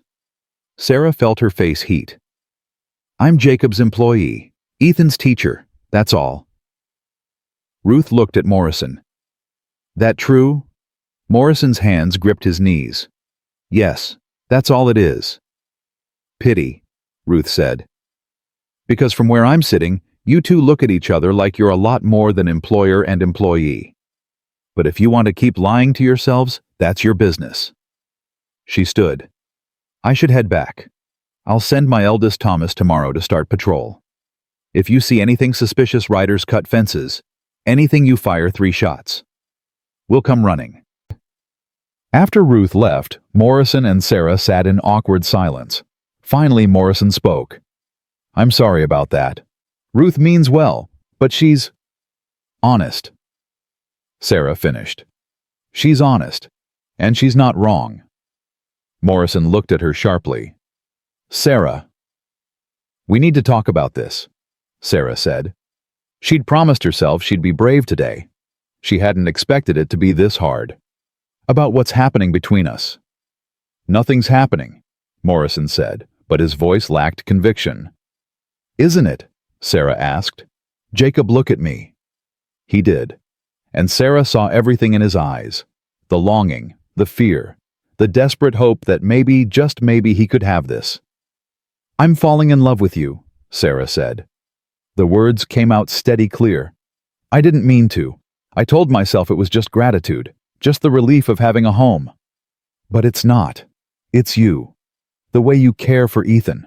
The way you work yourself to exhaustion trying to save this ranch. The way you held me when I was scared. The way you saw worth in me when I couldn't see it in myself. I'm falling in love with you, and I needed you to know. Morrison stood abruptly, paced to the window. "You can't." "I can, and I do," Sarah said. "You don't have to feel the same way. You don't have to do anything about it. But I won't lie. Not about this." "Sarah," Morrison's voice was strained. "I can't give you what you deserve. I'm broken. This ranch is failing. Fletcher's threatening us. I have nothing to offer you except danger and hardship and more loss." "You have yourself," Sarah said. "That's everything I need." Morrison turned to face her. His eyes were bright with unshed tears. "What if I fail you too? What if I can't protect you? Can't give you the life you deserve?" "What if you succeed?" Sarah countered. "What if we fight together and win? What if we build something beautiful out of all this broken?" "And if we lose everything?" Morrison asked. "If Fletcher takes the ranch, then we'll still have each other," Sarah said. She crossed to him, took his hands. "Jacob, I've already lost everything once. It was terrifying and painful, and I barely survived. But I learned something. Things can be replaced. Money, houses, possessions. All of it. But people, connection, love, that's what matters. That's what can't be replaced." Morrison's hands tightened on hers. "I'm terrified of losing you." "I'm terrified too," Sarah admitted. "But I'm more terrified of never trying. Of living my whole life safe and alone, and wondering what might have been." "I don't know how to do this," Morrison said. "It's been 3 years since Anna died. I don't know how to love someone again." "Neither do I," Sarah said. "My husband's been dead for 2 years, and I thought that part of me died with him. But it didn't. It was just waiting. Waiting for someone worth risking everything for." She reached up and cupped his face. "You're worth the risk, Jacob Morrison." Morrison closed his eyes, leaned into her touch. "I love you," he whispered. "God help me, I love you. I've been trying not to. Trying to stay distant and professional. But I can't. Every time I see you with Ethan, every time you stand up to Fletcher, every time you smile at me like I'm something more than a broken man, I fall harder." "Then stop trying not to," Sarah said. "Just love me. Let me love you. We'll figure out the rest as we go." Morrison opened his eyes, and what Sarah saw there took her breath away. Raw emotion, desperate hope, love that had been locked away for too long finally breaking free. "Sarah," he breathed. And then he was kissing her. It wasn't gentle. It was desperate, hungry, the kiss of two people who'd been alone too long and found each other in the darkness. Sarah kissed him back with everything she had. All her fear and hope and love poured into that kiss. When they finally pulled apart, both breathing hard, Morrison rested his forehead against hers. "This changes everything," he said. "Yes," Sarah agreed. "It does. Fletcher will use it against us. The town already talks. This will make it worse." "Let them talk," Sarah said fiercely. "I don't care what they think. I only care what we are to each other." Morrison pulled back slightly. "What are we to each other?" Sarah considered. "Partners, family. And maybe if you're willing, maybe more." "More?" Morrison's voice was rough. "I know it's fast," Sarah said. "I know it's scandalous. But Jacob, I don't want to be your employee anymore. I don't want to be the teacher you hired. I want to be your wife." Morrison's breath caught. "Sarah?" "I'm not asking you to marry me right now," Sarah said quickly. "I'm just telling you what I want, what I'm hoping for. If you need time, if you're not ready." "I'm ready," Morrison interrupted. "I've been ready since you faced down Fletcher and his men, since you held Ethan while he cried, since you told me grief was allowed. I'm ready, Sarah. But are you sure? Really sure? Because once we do this, there's no going back. You'll be tied to this failing ranch and this stubborn man, and all the danger that comes with both." "I've never been more sure of anything," Sarah said. Morrison kissed her again, softer this time. A promise. A commitment. Then yes, he said against her lips. Yes, I'll marry you. I'll love you. I'll spend every day of my life trying to deserve you. You already deserve me, Sarah whispered. We deserve each other. Two broken people building something whole. They stood there in each other's arms, both crying now. Happy tears mixed with scared tears. Tears for what they'd lost and what they'd found. A floorboard creaked upstairs. They sprang apart just as Ethan appeared on the landing. I heard talking, he said sleepily. Everything okay? Sarah and Morrison exchanged a glance. Then Morrison spoke. Ethan, come down here. We need to talk to you about something. Ethan padded down the stairs. Morrison lifted him onto his lap. Sarah sat beside them, her hand finding Morrison's. What's wrong? Ethan asked, suddenly worried. Nothing's wrong, Morrison said. Something's very right, actually. Miss Sarah and I. We've decided that that is... He stopped, uncertain. We love each other, Sarah said gently. And we're thinking about getting married. But you're part of this family too, Ethan. So we wanted to know how you feel about that. Ethan's eyes went wide. Married like Miss Sarah would live here forever. Yes, Morrison said. She'd be my wife. And she'd be... my ma. Ethan interrupted. His voice was small, hopeful. Sarah's heart clenched. I could never replace your real mother, Ethan. But I could be someone who loves you just as much. If you'd let me. Ethan looked between them. Would you leave like Ma and Pa did? No, Sarah said firmly. I won't leave, I promise. People can't promise that, Ethan said. His voice was wise beyond his years. People die. They don't mean to leave, but they do. Morrison pulled him closer. You're right. We can't promise we'll never die. But we can promise we'll fight like hell to stay. To protect each other. To be a family for as long as we're able. Is that enough? Ethan thought about it. Then he threw his arms around both of them. Yes, that's enough. Can Miss Sarah really be my new ma? If she wants to be, Morrison said, looking at Sarah. I want to be, Sarah said through her tears. More than anything. Ethan squeezed them tighter. Then that's good. That's really good. They sat there together, the three of them holding each other as the fire burned low. Outside Wyoming, winter pressed against the windows. But inside, something warm and precious was blooming. Hope, family, love.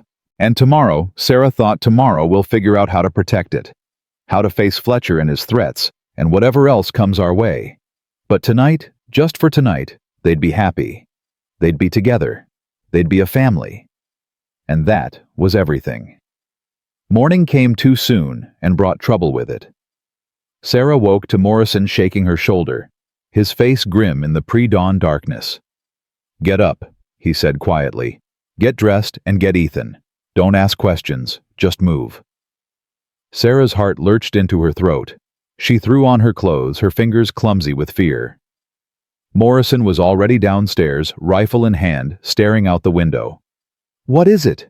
Sarah asked, shepherding a sleepy Ethan down the stairs. Riders, Morrison said. At least 8 of them, coming from the north. Fletcher. Probably.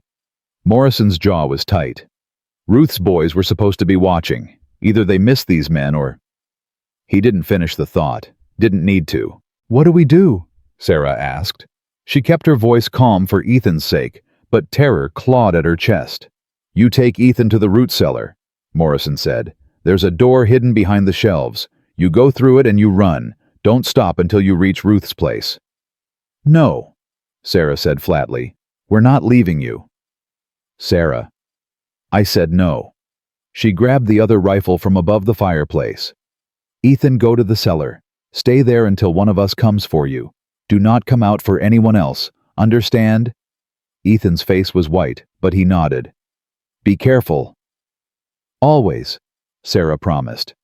She kissed his forehead, then turned to Morrison. Where do you need me? Morrison looked like he wanted to argue, But the riders were getting closer. There wasn't time. "Upstairs window," he said. "You've got better angle from there. Don't shoot unless they make a move. And Sarah," he caught her arm, "if they get past me, you take Ethan and you run. Don't try to be a hero." "Same goes for you," Sarah said. She kissed him hard and fast. "I love you." "Love you too," Morrison said. "Now go." Sarah ran upstairs to the window overlooking the front yard. She could see them now. 8 men on horseback. Fletcher was in the lead, but the others looked like hired killers. Hard men with dead eyes and guns worn easy on their hips. Morrison stepped onto the porch, his rifle cradled in his arms. "That's far enough, Fletcher," he called out. His voice carried across the frozen yard. Fletcher reined in his horse. "Morning, Jacob. Beautiful day for a ride, isn't it?" "State your business." "My business is simple," Fletcher said. "I'm giving you one last chance to sell. Fair price. More than fair. You can take the money and leave. Start over somewhere else. Somewhere easier." "Ranch isn't for sale," Morrison said. "Told you that already." "I know what you told me," Fletcher replied. "But circumstances have changed. See, I've been doing some research. Turns out there's questions about your legal claim to this property. Your father's original homestead papers. Seems there might have been irregularities." "More lies," Morrison said. "Maybe." Fletcher agreed. "Maybe not. Either way, it'll take years to sort out in court. Years you don't have. Years this ranch can't survive. So I'm offering you a way out. Take the money. Walk away. Everyone wins." "Except you're still trying to steal my land," Morrison said. "I'm trying to acquire property that should have been mine to begin with," Fletcher corrected. "Your father jumped my grandfather's claim. Everyone knew it, but nobody wanted to make trouble.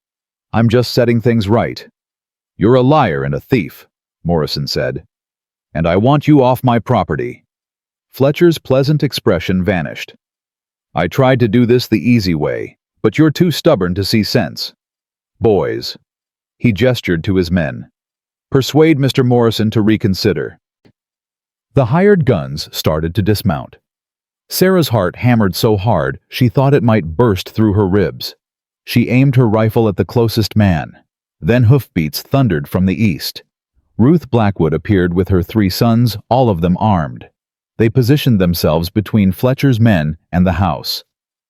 "Seems you've got yourself some uninvited guests, Jacob," Ruth called out. "Want us to help you remove them?" Fletcher's face darkened. "This doesn't concern you, Ruth." "Doesn't it?" Ruth asked. "Because from where I'm sitting, you're on my neighbor's property with 8 armed men making threats. That concerns me plenty. I'm conducting legitimate business." "Legitimate business doesn't require hired guns," one of Ruth's sons said. He was tall, broad-shouldered, with his mother's sharp eyes. "Looks more like intimidation to me." "You're making a mistake," Fletcher said. "All of you. I have resources you can't match. I have connections. If you stand against me—" "Then we stand together," Ruth interrupted. "That's how it works in this valley, or how it used to work before you tried to turn it into your personal kingdom." Fletcher's horse shifted nervously. He controlled it with harsh hands. "This isn't over. Not even close." "No," Morrison agreed. "It's not. Because when we're done, everyone's going to know what you tried to do here. How you forged documents, threatened families, tried to steal land through fraud. You think your connections will protect you then? You think anyone will believe you over me?" Fletcher shot back. "A struggling rancher living in sin with a mail-order teacher. You think the territorial judge will side with you?" "Living in sin." Morrison's voice went dangerously quiet. "Mind explaining that?" "Everyone knows what she is," Fletcher said. "Desperate woman who showed up in rags, living in your house, sharing your bed. She's my fiancée." Morrison interrupted. His voice cut like a blade. "And you'll speak of her with respect, or not at all?" Sarah's breath caught. They'd talked about marriage. but Morrison announcing it publicly now in front of Fletcher and witnesses. That changed everything. Fletcher laughed. How convenient. She shows up, you propose. Some might call that suspicious timing. Some might call you a jealous bastard who can't stand seeing other people happy, Ruth said. Now get off this property before my boys decide to help you leave. Fletcher stared at Morrison for a long moment. Then at the house where he somehow seemed to know Sarah was watching. This isn't over, he repeated. Not by a long shot. He wheeled his horse around and rode off. His men followed, but one of them looked back. His eyes found the window where Sarah stood. He smiled. It wasn't a pleasant expression. After they disappeared, Sarah ran downstairs. Morrison was still on the porch, his whole body rigid with tension. She threw her arms around him. You're all right, she said. Thank God you're all right. Morrison held her tight. You were supposed to run. And leave you to face them alone. Never. Ruth and her sons approached the porch. The eldest dismounted. Jacob. Miss Winters. Thomas, Morrison said. He extended his hand. Thank you. If you hadn't shown up when you did, we'd have been too late, Thomas finished. One of Fletcher's men cut our patrol line. By the time we realized and rode here, he was already making his move. His jaw tightened. Won't happen again. It's not your fault, Morrison said. Still, Thomas replied. He looked at Sarah. You armed? I was upstairs, Sarah said. With the rifle. Good, Thomas said. Because Fletcher's going to escalate now. He's been embarrassed twice. Men like him don't forget that. Ruth stepped forward. He also knows you two are engaged now. Half the territory will know by sundown. That changes the stakes. Morrison's arm tightened around Sarah's waist. I know. I shouldn't have said it like that. Should have asked Sarah first. Should have told the truth, Sarah interrupted. Which is exactly what you did. I'm not angry, Jacob. I'm glad. Even though it puts you more at risk, Morrison asked. We were already at risk, Sarah said. At least now everyone knows where we stand. Ethan burst out of the house and crashed into both of them. You're okay. I heard all the talking and I was so scared. We're fine, Morrison said, scooping him up. See, all fine. Mr. Fletcher's a bad man, Ethan said. I don't like him. Neither do I, Morrison agreed. But we've got friends, good people who'll help us stand against him. That counts for a lot. Ruth nodded. We need to make a plan. Fletcher's next move will be more aggressive. He can't afford to back down now without looking weak, and men like him would rather burn everything down than admit defeat. They gathered in the kitchen. Ruth's 3 sons introduced themselves properly. Thomas, the eldest, at 28, Daniel 25, and Joseph barely 20, but with old eyes that said he'd seen his share of trouble.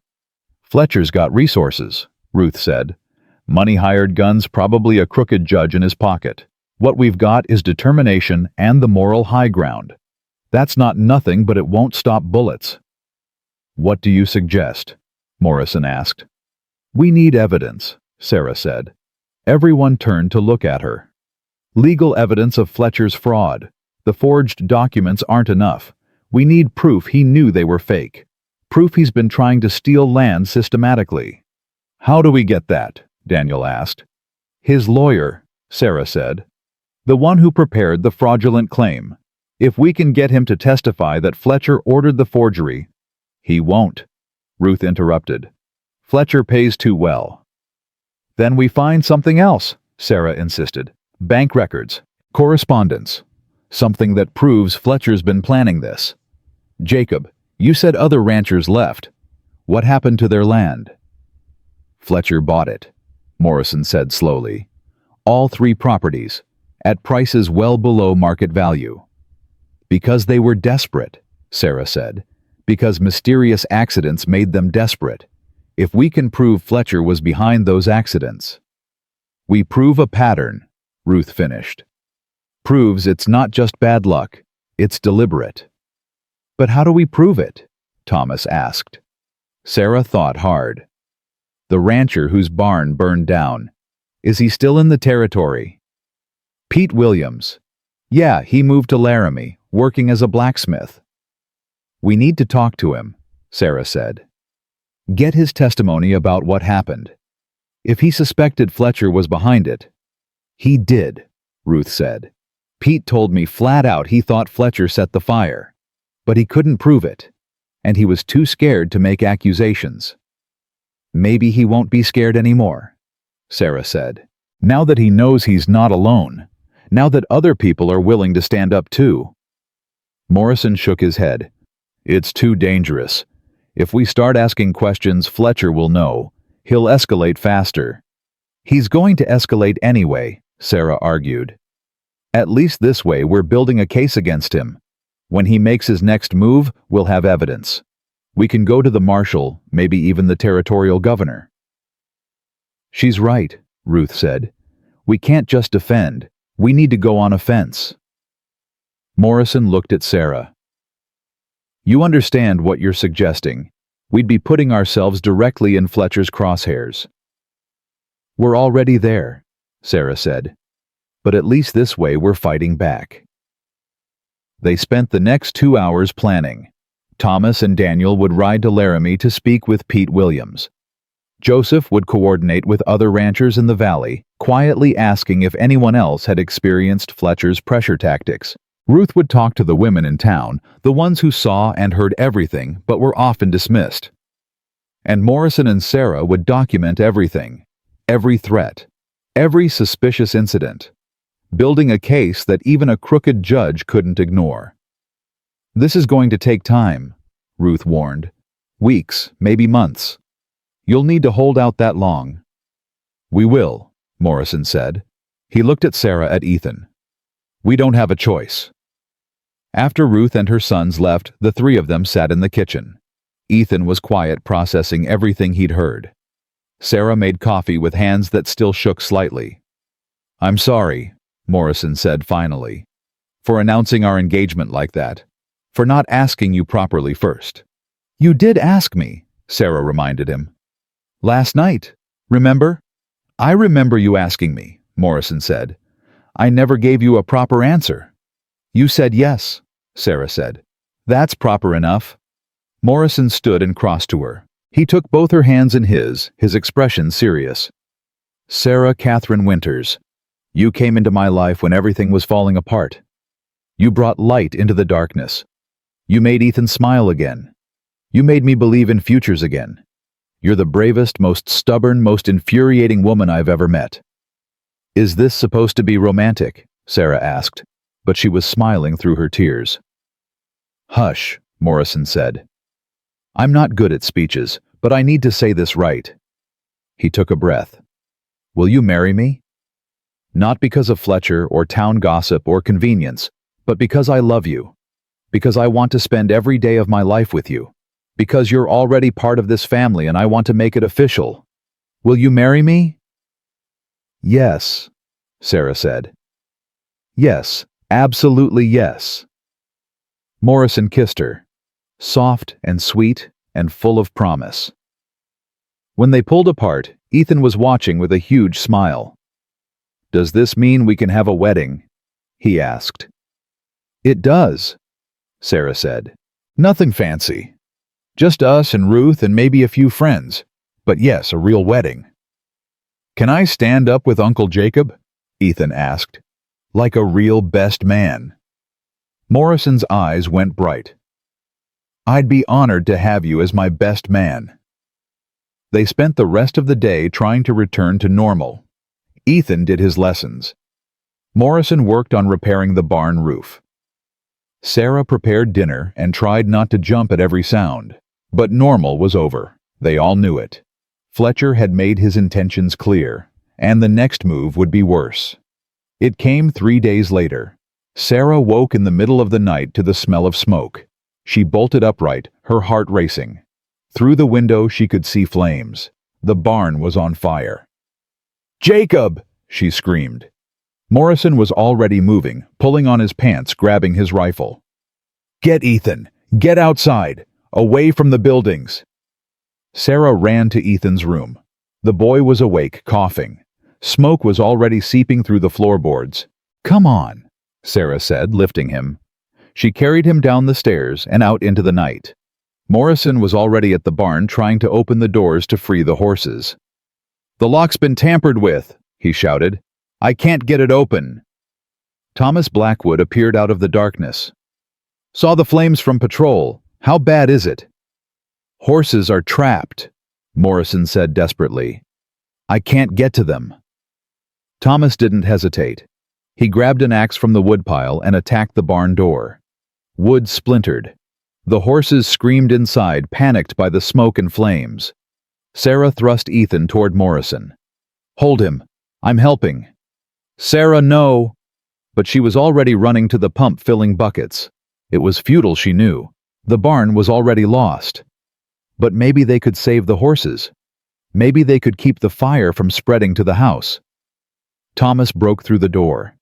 The horses bolted out wild-eyed and terrified. Morrison caught their reins, led them away from the flames. By the time Ruth arrived with her other sons and several other neighbors who'd seen the glow, the barn was fully engulfed. They formed a bucket line anyway, wetting down the house and the surrounding ground, trying to contain the damage. It took hours. When dawn finally came, the barn was a smoking ruin. But the house stood. The horses were safe, and everyone was alive. Morrison stood staring at the wreckage, his face streaked with soot and ash. Sarah came up beside him, equally filthy. "Fletcher did this," Morrison said. His voice was flat, dangerous. "He burned my barn." "We don't know that for certain," Ruth said. But her tone said she knew it as surely as they did. "The lock was tampered with," Thomas said. "Someone wanted to make sure the horses couldn't get out, wanted maximum damage." "He's trying to force me off the land," Morrison said, "trying to make it impossible to keep running the ranch." "Then we rebuild," Sarah said. "We rebuild, and we don't give him the satisfaction of seeing us quit." Morrison looked at her. "Sarah, the barn. That's everything. Winter's not over. I can't keep the cattle safe without shelter. Can't store feed properly. This ranch is done." "No," Sarah said fiercely. "This ranch is not done. We are not done. Fletcher wants us to give up, so we don't. We rebuild. We ask for help. We fight." "She's right," Ruth said. "My barn's got extra space. You can shelter your cattle there until we rebuild. And we will rebuild Jacob. All of us together." Other neighbors nodded. People Sarah had never met, people who'd heard about their stand against Fletcher and decided to take a side. "Why?" Morrison asked. "Why would you help me? Most of you barely know me." An older man stepped forward. "Because Fletcher's been pushing people around for years, buying up land, forcing out families. We've all stood by and let it happen because we were scared, because it wasn't our problem, until it was." He met Morrison's eyes. "You stood up to him, you and Miss Winters. You showed the rest of us what courage looks like, so now we stand with you." Morrison's throat worked. "I can't pay you for materials, for labor. I'm barely hanging on as it is." "Nobody's asking for payment," Ruth said. "That's what community means. We help each other. And someday when we need help, you'll return the favor." Sarah watched her fiancé try not to cry, watched him struggle with accepting help, with believing people cared. "All right," Morrison said finally. "All right. I accept. And I'm grateful. More grateful than I can say." They spent the day salvaging what they could from the barn wreckage. Most of it was ash. But some tools survived, some tack. Small victories in the face of massive loss.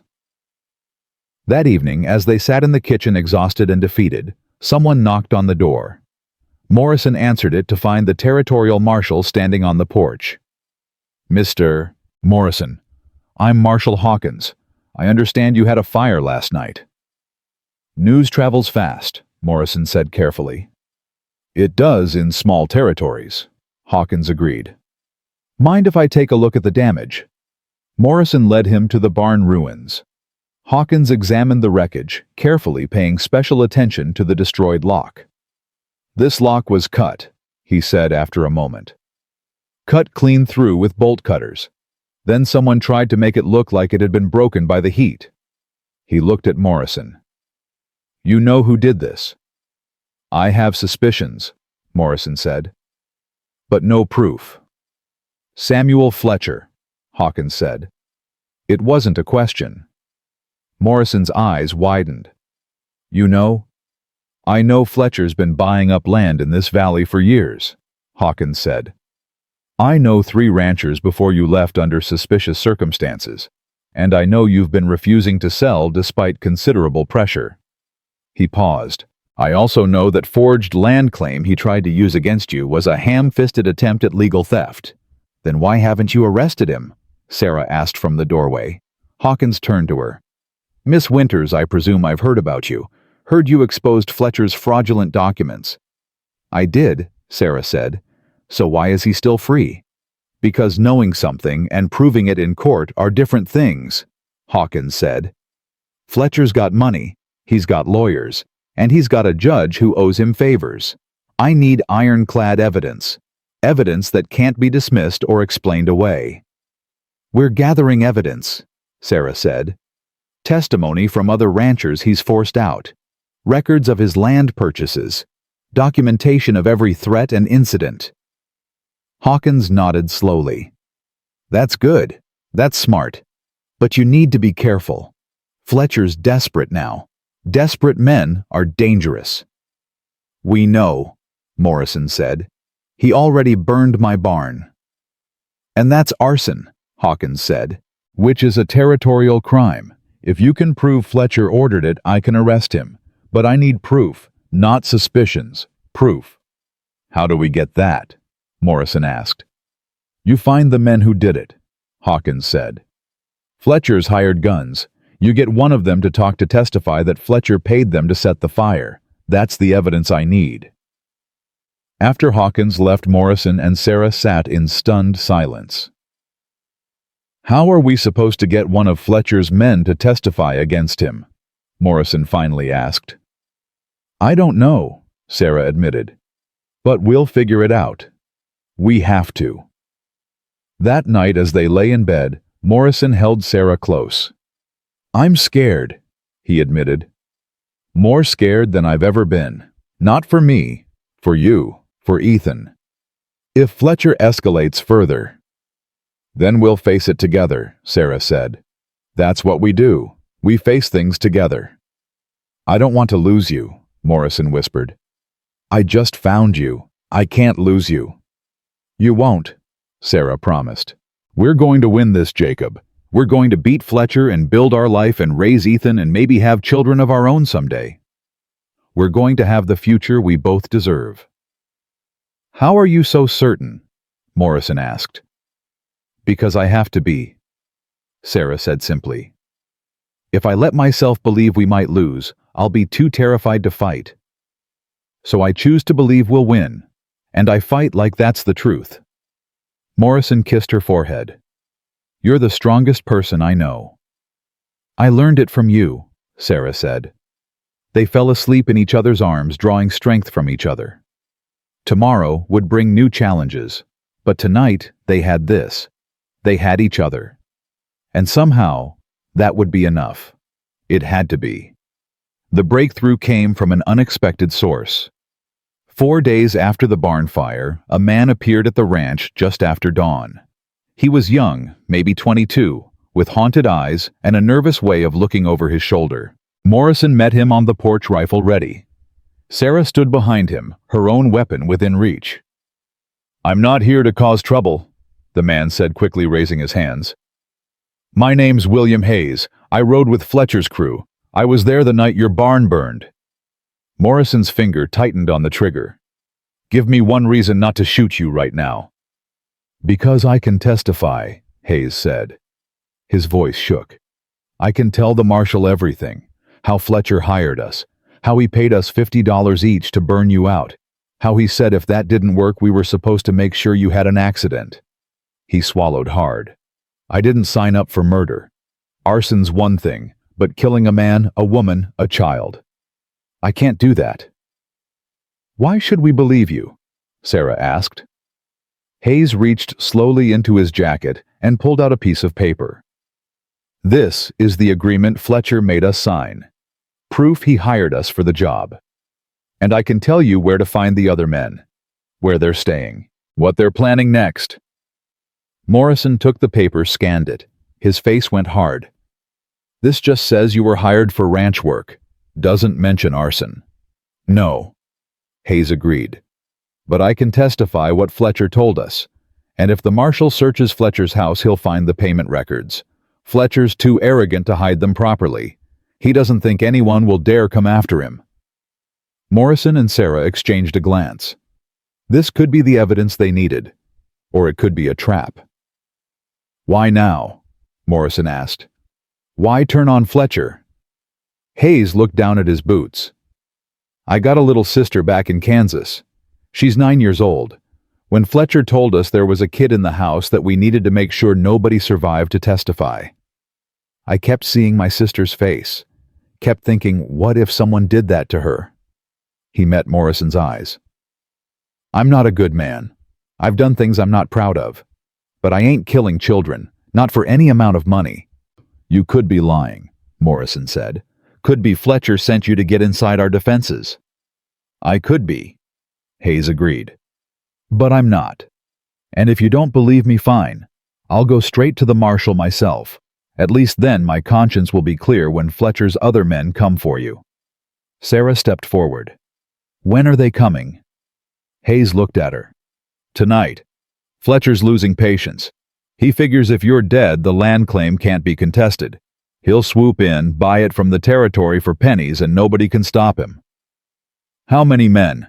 Morrison asked. 6, including me," Hayes said. "But I won't be with them. I'm riding to the marshal's office right now. If you're smart, you'll come with me. Get protection before—" "We're not running," Sarah interrupted. "We're fighting." Hayes shook his head. "Ma'am, these aren't ordinary ranch hands. These are killers. Professional guns. You and your man and that boy. You won't stand a chance." "We'll have help," Morrison said. He was already moving, calling to Ethan to saddle a horse. "Sarah, fire the signal shots. Get Ruth and her sons here. Hayes, you ride to the marshal. Tell him everything. Tell him to get here by tonight with every deputy he can find." Hayes nodded and turned to his horse. Before mounting, he looked back. "For what it's worth, I'm sorry. About the barn. About all of it. I hope you make it through tonight." "We will," Sarah said with more confidence than she felt. "We have to." After Hayes rode off, Sarah fired 3 shots into the air. Within an hour, Ruth arrived with her sons and 6 other ranchers from the valley. Morrison explained the situation quickly. "We've got until dark," he said. "Maybe less. 6 professional gunmen are coming to kill us. The marshal's been notified, but I don't know if he'll get here in time." "Then we make our stand," Ruth said. "We've got 14 men who can shoot. We know the land. We've got the advantage of defense." "I won't ask you to risk your lives," Morrison said. "This is my fight." "It stopped being just your fight when Fletcher started trying to control this whole valley," Thomas said. "We stand with you, all of us." They spent the day preparing, barricading windows, positioning shooters, making sure everyone knew the plan. Ethan was sent to Ruth's ranch with 2 of the younger men to keep him safe. He cried, begged to stay, but Morrison was firm. "I need you alive," Morrison told him, kneeling to look him in the eye. "I need you and Sarah both alive. That's why she's going too." "No, I'm not," Sarah said from the doorway. Morrison stood, his face darkening. "Sarah." "Don't," she interrupted. "Don't you dare try to send me away. I can shoot. I can fight. And I'm not leaving you to face this alone. If something happens to you, then something happens," Sarah said fiercely. "But I won't spend the rest of my life knowing I ran while the man I love fought for our future. I'm staying, Jacob, and that's final." Morrison looked like he wanted to argue, but Ruth stepped between them. "Let her stay. You'll need every gun you can get. and she's proven she's got spine. So Ethan went alone, crying in the arms of one of Ruth's ranch hands. Sarah watched him go with her heart breaking, praying she'd see him again. "If we don't make it," Morrison said quietly, as they watched Ethan disappear over the ridge, "he'll be taken care of." Ruth promised. "We're going to make it," Sarah said. "We didn't survive everything we survived just to die now." Morrison pulled her close. "I love you. Whatever happens tonight, I need you to know that. You changed my life. You made me believe in living again." "I love you too," Sarah whispered. "And we're going to have 50 years together. We're going to watch Ethan grow up and have children of our own and grow old on this ranch. That's the future we're fighting for."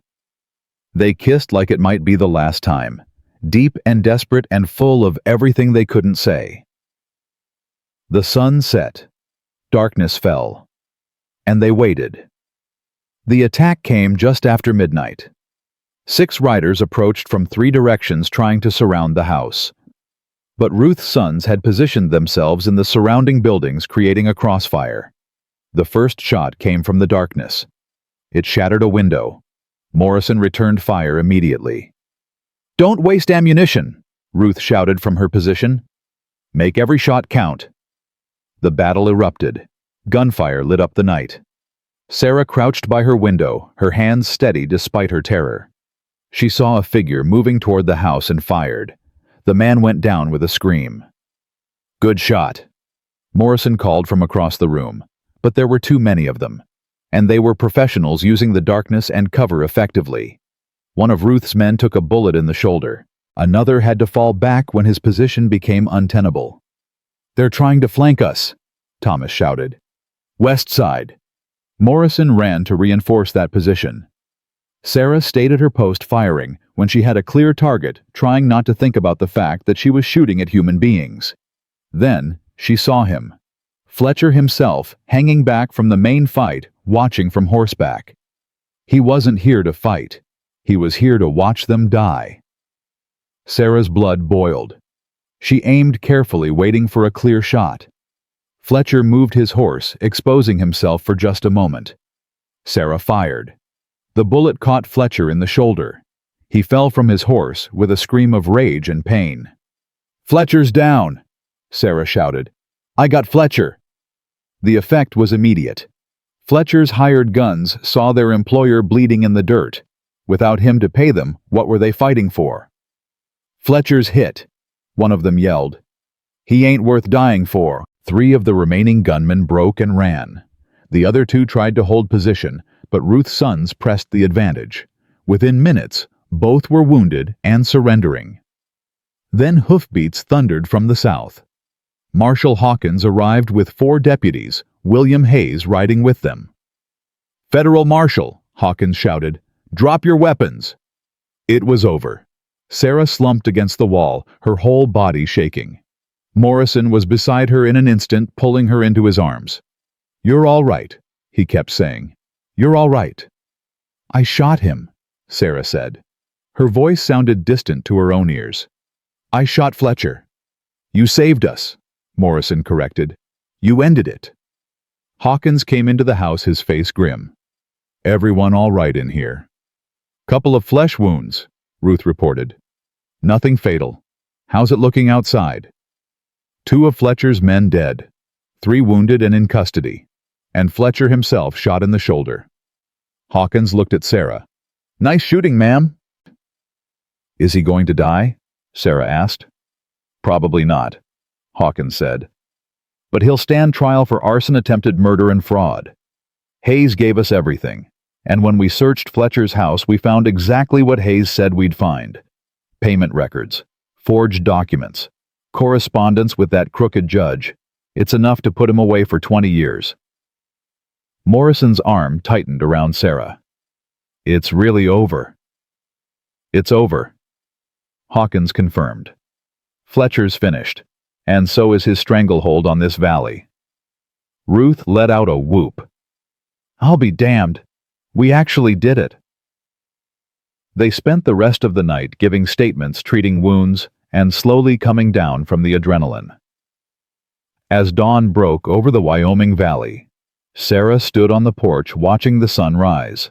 Morrison found her there. "You should sleep." "Can't," Sarah said. "Too much nervous energy."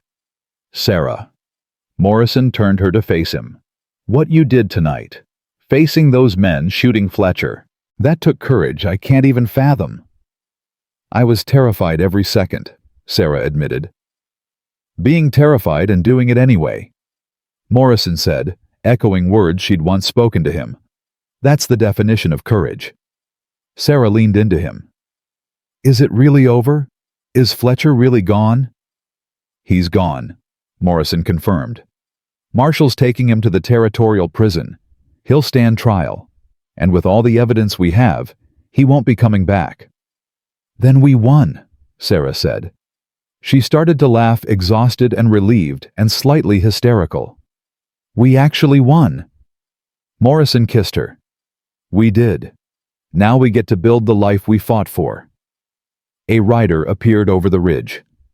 Sarah tensed, but Morrison shook his head. "It's all right. That's Ruth's hand bringing Ethan back." Ethan leaped off the horse before it fully stopped and ran to them. Morrison caught him, lifting him up. "You're safe. You're both safe." "We're all safe," Morrison said. "It's over, Ethan. Fletcher's gone. We can stay.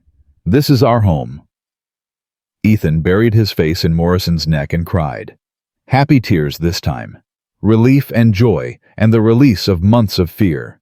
Sarah wrapped her arms around both of them. Her family. Hard-won and precious, and finally safe. The next weeks passed in a blur of rebuilding. The whole valley came together to raise a new barn. Bigger than the old one. Stronger. Within a month, it stood proud against the Wyoming sky. Fletcher's trial was swift. With Hayes's testimony, the evidence Sarah had helped gather, and the marshal's findings, the territorial judge had no choice but to convict. 25 years in prison. His lands were seized and auctioned. Morrison bought back the water rights that had started the whole conflict. And on a clear spring morning, with snow melting in the valleys, and the first green shoots appearing on the hills, Sarah and Jacob Morrison stood before a traveling preacher and spoke their vows. Ruth stood with Sarah. Ethan stood with Morrison, proud in his role as best man. The whole valley turned out to witness. These people who'd fought alongside them, who'd risked everything to stand against Fletcher's tyranny. "Do you, Jacob Morrison, take Sarah Catherine Winters to be your lawfully wedded wife?" the preacher asked. "I do," Morrison said. His voice was steady, his eyes locked on Sarah's. "With everything I am." "And do you, Sarah Catherine Winters, take Jacob Morrison to be your lawfully wedded husband?" "I do," Sarah said. "With all my heart." "Then by the power vested in me by Wyoming territory, I pronounce you husband and wife. You may kiss your bride." Morrison kissed her like a man who'd found his salvation. And Sarah kissed him back like a woman who'd finally come home. The celebration lasted into the evening. Food and music and laughter. Ethan ran wild with other children, his face bright with joy Sarah had never thought she'd see. "You did good," Ruth said, appearing beside Sarah as she watched the festivities. "Both of you built something real out of nothing." "We had help," Sarah said. "Couldn't have done it without you." "That's what community means," Ruth said. "We hold each other up. And you too. You reminded us what that looks like." As the stars came out and the party wound down, Morrison found Sarah standing apart, looking out at the valley. "What are you thinking about?" he asked, slipping his arms around her waist. "About the woman who stepped off that train in rags," Sarah said. "How terrified she was. How certain she was that she'd never be anything but desperate and alone." "And now?" Morrison asked. "Now she's standing in a valley she helped save, married to a man she loves, with a son who calls her Ma, and a future that's brighter than anything she dared to hope for." Sarah turned in his arms. "I arrived with nothing, Jacob, and you saw something worth saving." "Git." "You arrived with everything," Morrison corrected. "Courage, strength, dignity. You just couldn't see it yet." All I did was give you a place to remember who you were." "We saved each other," Sarah said. "That's the truth. Two broken people who found each other in the darkness and built something beautiful." Morrison kissed her softly. "Ready to start our life together, Mrs. Morrison?" "I've been ready since the day you caught me when I fell," Sarah said. They walked back to the house together, Ethan running ahead to open the door. Inside, the fire burned warm. The photographs Sarah had placed on the mantel months ago still stood there. Anna and Matthew, Thomas and Jacob as young men. The past, honored not hidden. And beside them, Sarah placed something new. The photograph taken at their wedding that afternoon. Jacob and Sarah and Ethan, a family built from loss and grief and stubborn hope. "This is home," Sarah said softly.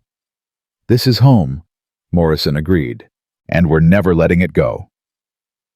Years later, when their children asked about how their parents met, Sarah would tell them the whole story.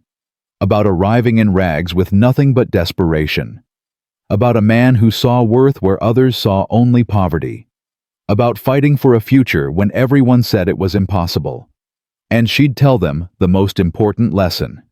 That worth isn't measured in money or status or what you've lost. It's measured in courage, in the choice to keep standing when everything says to fall, in the determination to build even after everything's been destroyed. She'd arrived as Sarah Winters, a widow with nothing. And she'd become Sarah Morrison, a wife and mother with everything that mattered. Some might say it was luck. Sarah knew better. It was choice. The choice to get on that train, the choice to stay when staying was hard, the choice to fight when fighting seemed futile, the choice to love when love felt like the biggest risk of all. And every single choice had led her here, to this ranch, this family, this life worth living. She stepped off that train in rags and shame, and a cowboy saw her worth and made her his wife. But the truth was deeper than that. They saw worth in each other when the world saw only broken pieces. And together they built something unbreakable. That was the real story. Not rescue, partnership, not charity. Love. Two people who refused to let loss define them, who chose hope over despair, who fought for a future they'd create together. And in the end, that made all the difference.